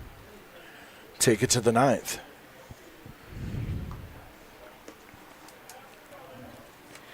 Brown checks the runner to the pitch. Ground ball to third. That could be 2. Steps on the bag for 1. Throwing to first. In time. A double play. And the side is retired. No runs. No hits, 2 left. We go to the bottom of the 8th inning, 12-7 Skunks.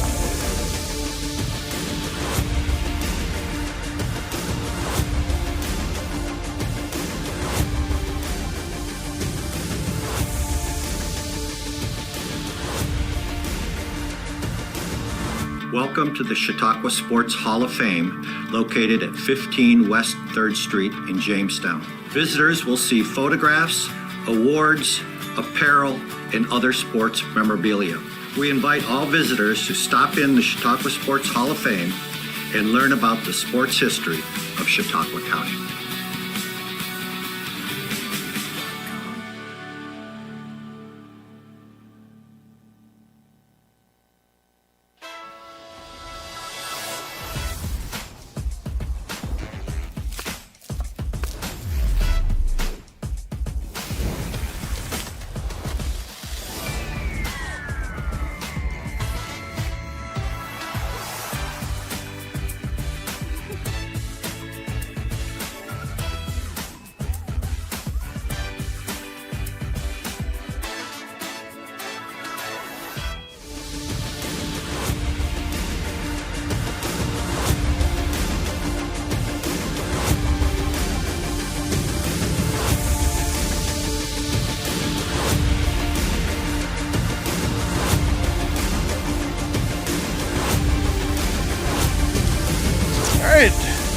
Jake Sliss on the mound to face the Tarp Skunks 2-3-4 hitter. Seems like that's been a consistent theme. 2-3-4, 3-4-5, heart of the order been up.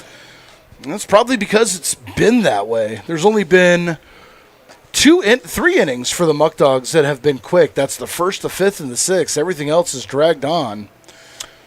Yeah. Today's game comes to you from the Wegmans broadcast booth, where community comes first.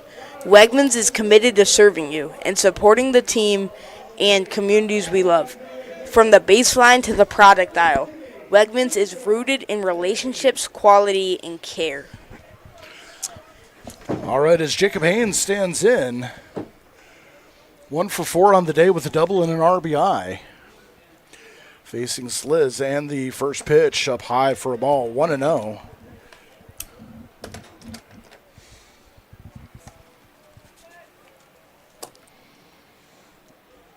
Haynes, Bremner, and Borchardt, 2-3-4 here in the bottom of the 8th inning. And the first pitch. That misses, 2-0.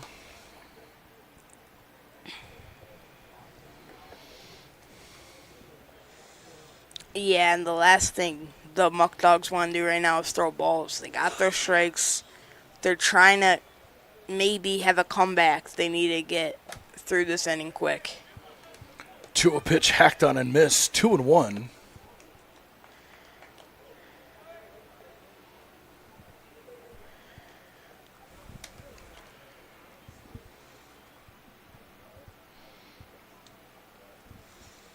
The 2-1. On the outside corner, 2-2 now. So Haynes back against the wall a little bit.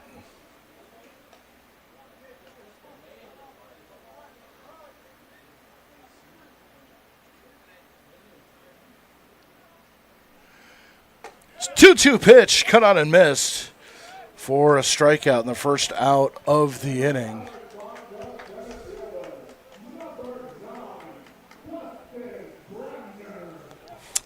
As we have Bremner up to bat. Bremner 1 for 3 on the day.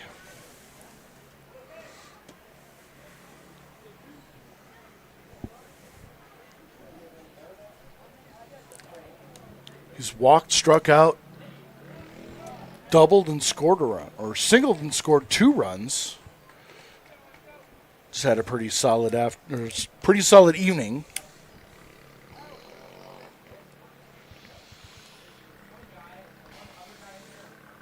And the 1-0. Fouled off. 1-1. It's time to start thinking about your most valuable stinker. And as it always seems on a home game, we've got a veritable buffet of choices. The pitch. Chopper toward the hole at second. Grabbed by Walker. Throw on to first. In time. That was a late call. And there are two away.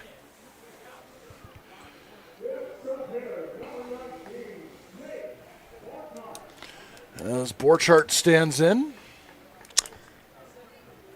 Borchardt, he is 2 for 3 on the day. Got walked, well, hit by pitch. Hit a double, had a base hit, flew out. First pitch he sees up high for a ball 1-0. Brady McGuire on deck would hit next. Ninth inning for Batavia is going to be the heart of the order, 3-4-5.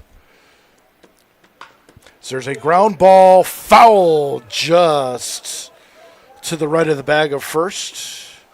And it's 1-1.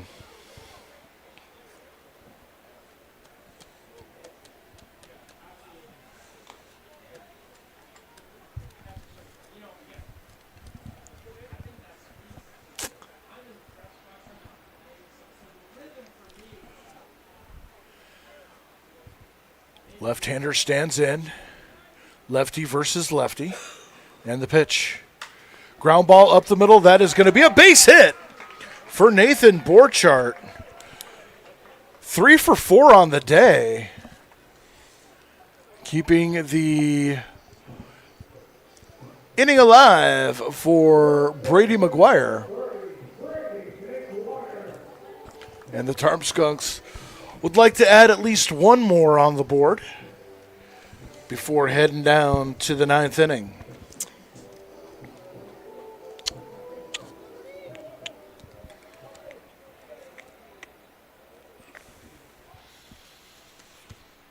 McGuire stands in, and the first pitch he sees taken for a ball, 1-0. For McGuire, 2 for 3 on the day. Double 3 runs scored and an RBI. I mean, there's another candidate for most valuable stinker. Pitching-wise, Jason Brown could get a nod as that one's taken for a strike. 1-1. Daniel Thomas, he could get a nod.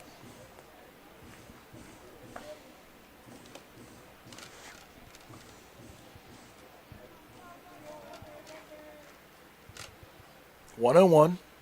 Borchardt off first. That one's fouled down the third baseline, 1-2. And I think we're at the point of the game where I don't think you're going to see anyone trying to steal bags. Yeah. Especially bottom of the eighth, up 5, 2 outs, no reason to run into the third out of the inning. That's the 1-2 pitch. Kicks and throws. Swing and a miss. McGuire goes down, and the inning is over. No runs, a hit, 1 left. We go to the top of the ninth inning. It's Jamestown 12, Batavia 7.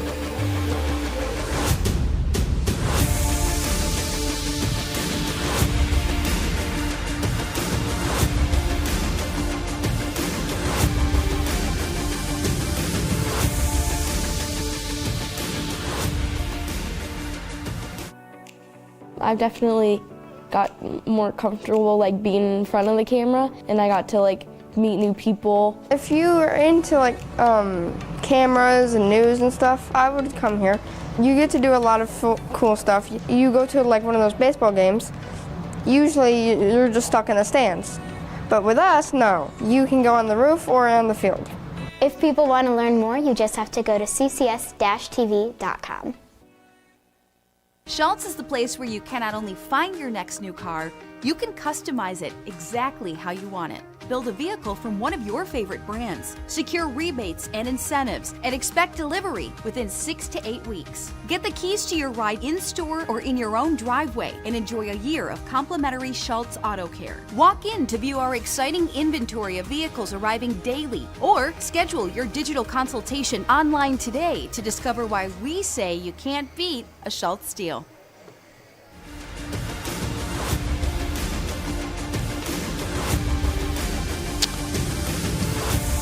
Top of the 9th inning as Jason Brown out to complete the 3-inning save with a 12-7 lead over the Batavia Muckdogs. Don't forget, tomorrow, double dip, 4 p.m. for the first pitch against the Elmira Pioneers. Second game will be approximately 6:30. It is GCFCU Community Buyout Night. You are not going to want to miss free baseball. Absolutely no excuse for this park not to be filled, and we expect to see you out here as the first pitch is fouled back. Cooper Fesh to lead off. 0-1 the count.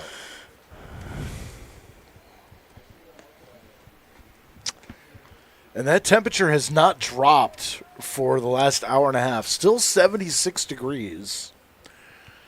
It's going to be a toasty night. Turn on all the air conditioners and the fans in my house. 0-2 the count as that one catches the inside. And Fesh falls behind. 1 for 4 on the day.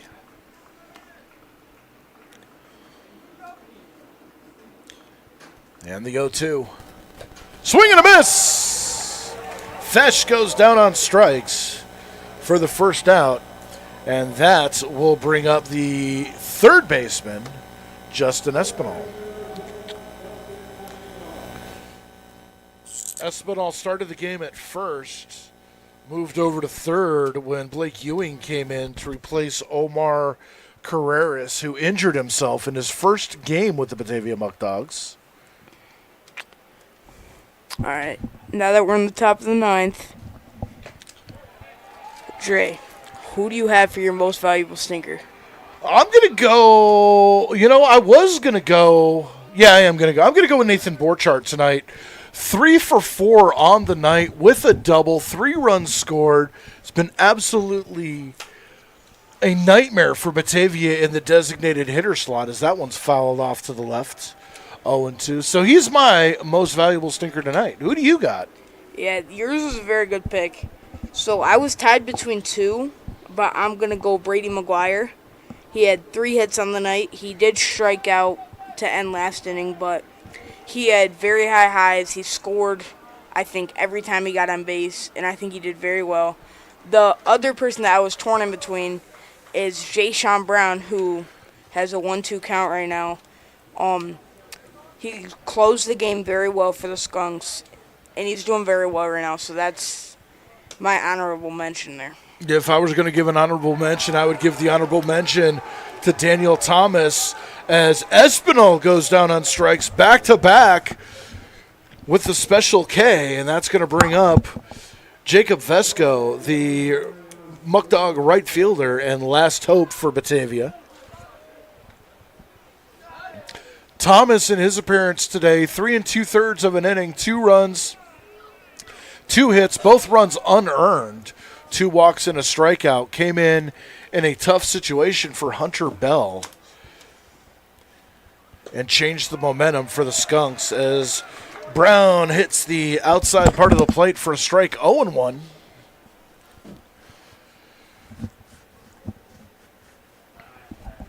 And the pitch. Called strike 2 at the knees. And quickly, Vesco finds himself running out of hope. Muckdogs down to their final strike. And the 0-2. Ground ball towards second. Lagoni has it. Easy play. Throwing to first. And the ball game is over. The Tarp Skunks hold down fort and beat the Batavia Muckdogs here at Detrick Park by a final score of 12-7. The Skunks improve their record to 8-7. The Muckdogs drop to 10-6. We will be back tomorrow with a doubleheader against the Elmira Pioneers. 4 p.m. for the first pitch for Game 1, 6:30 estimated for Game number 2. And that is at GCFCU buyout night. Free tickets. You are not going to want to miss that. Until then, for Sebby Gibbs, I'm Dre Guinness, thanking you for joining us tonight. 12-7, your final of the Tarp Skunks with the win. We will see you tomorrow night for the doubleheader with Elmira. Until then, good night, everybody.